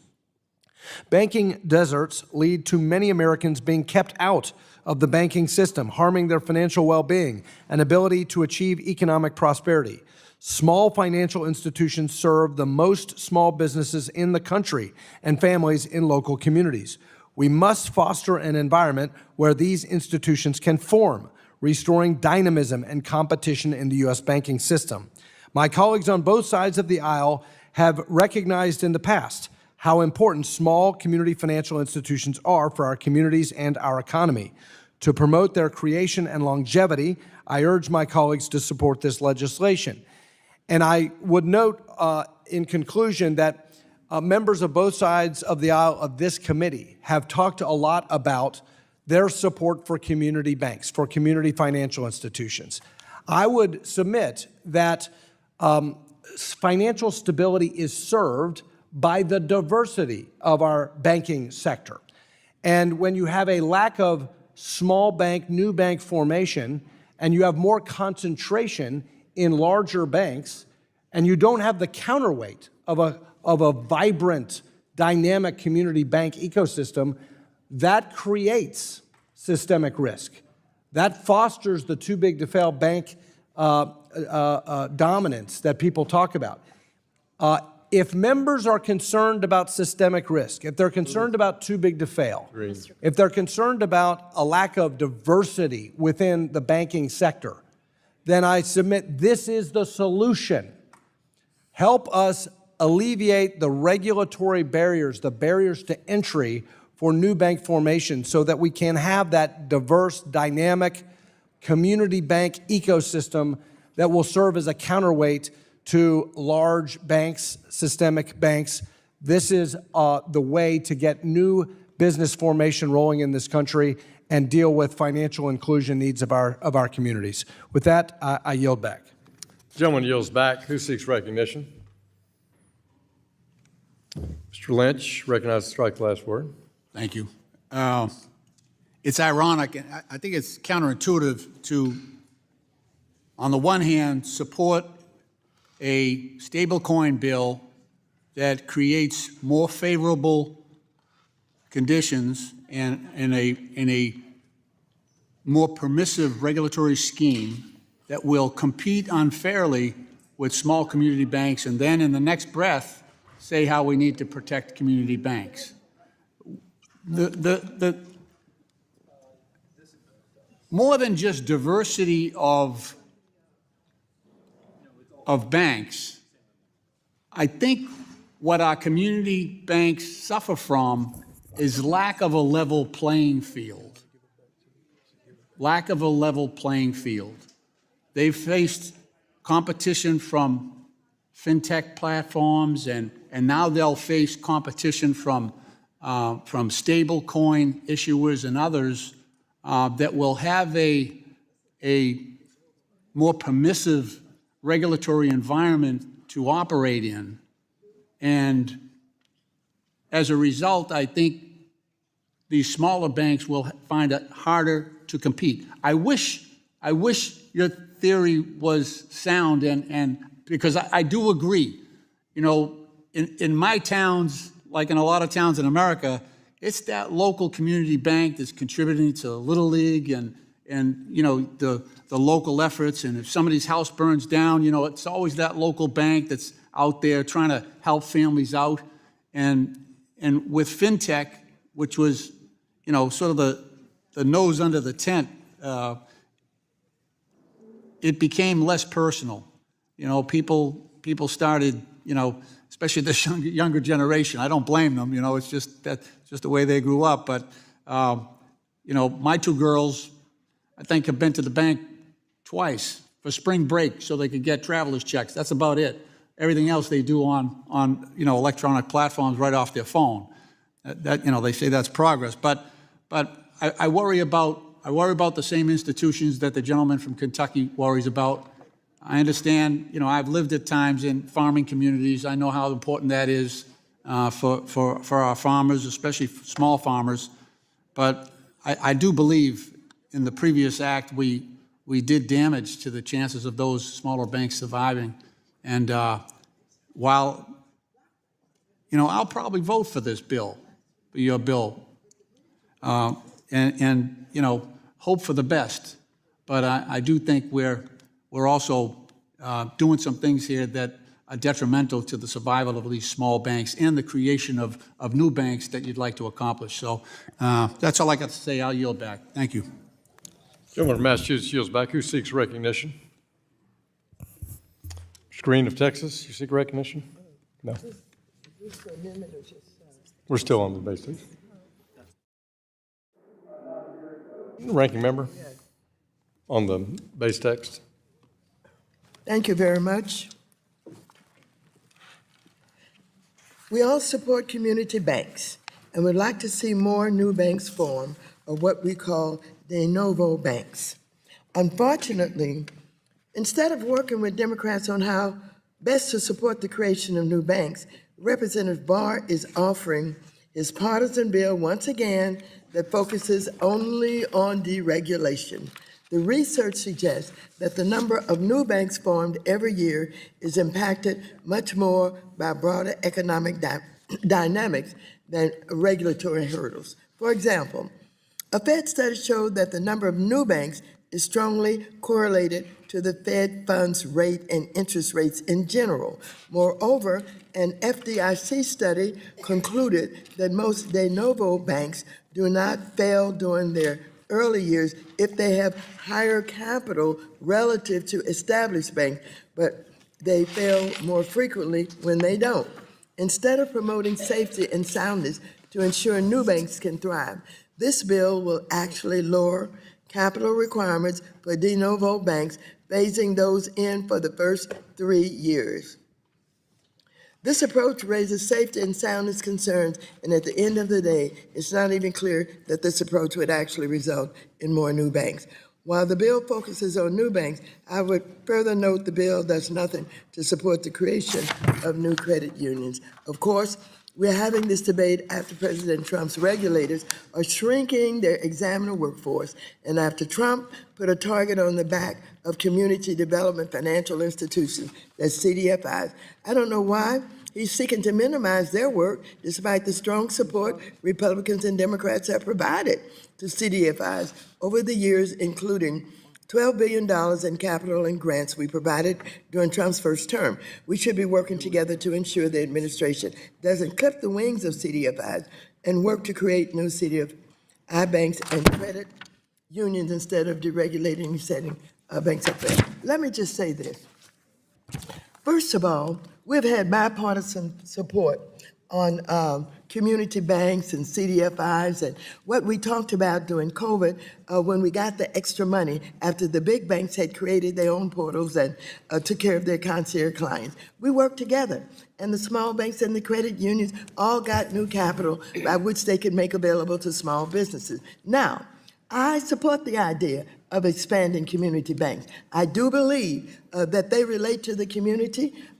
These relationships help them to understand the community better, and I believe that's good for everybody. But if you're really serious about expanding these banks, one of the things you would not do is put them in jeopardy by not making sure they have enough capital. And CDFIs, I don't know why Trump is have them under attack. I think this is another way that he thinks he's getting at diversity, equity, and inclusion, which is outrageous. I would work with you on expanding. Mr. Barr, listen to me. Don't be talking to him while I'm talking to you. Okay. So why don't you work with me to do the expansion of community banks and make sure that we do something about what has happened to these minority banks that have failed over the past, 10 years or so. We've lost almost all of the black banks. But you and I should be working together to expand all these community banks. We should make sure they have capital, and we should not worry about what you're only focused on, this deregulation, and make sure that we get the more banks who will have the ability to provide capital for the businesses that you and I care about. Why don't you just, not move with this, withdraw this, and come on, let's work on something that really, really can happen where we can expand these, all of these community banks? Would you yield? I yield to you. Well, I thank my friend, and I appreciate her willingness to work with me, and I invite her working with me on this particular bill. And I thank the gentleman from Massachusetts for signaling that he probably will vote for this bill. And I appreciate the fact that both of my colleagues on the other side of the aisle, and hopefully others, have said that we all support community banks. Well, here's our chance. This is the chance for all of us to support community banks. This is our chance to have more community banks in America. This is it. This is the chance. And you have the opportunity to vote in a bipartisan way to create a vibrant community bank ecosystem. Gentlewoman's time has expired. Green from Texas. Mr. Green of Texas is recognized to strike the last word. Thank you. I do strike the last word. Mr. Chairman, there's a phrase that intrigues me, and it is capitulation legislation.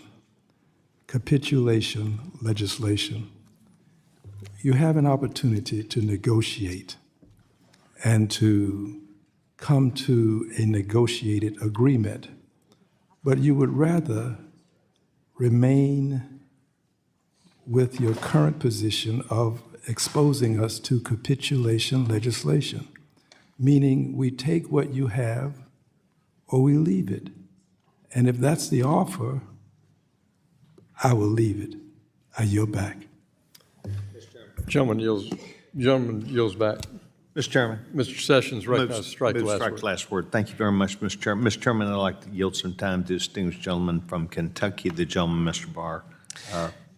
I thank my friend from Texas, and just a few additional points in rebuttal to some of the arguments that were made on the other side.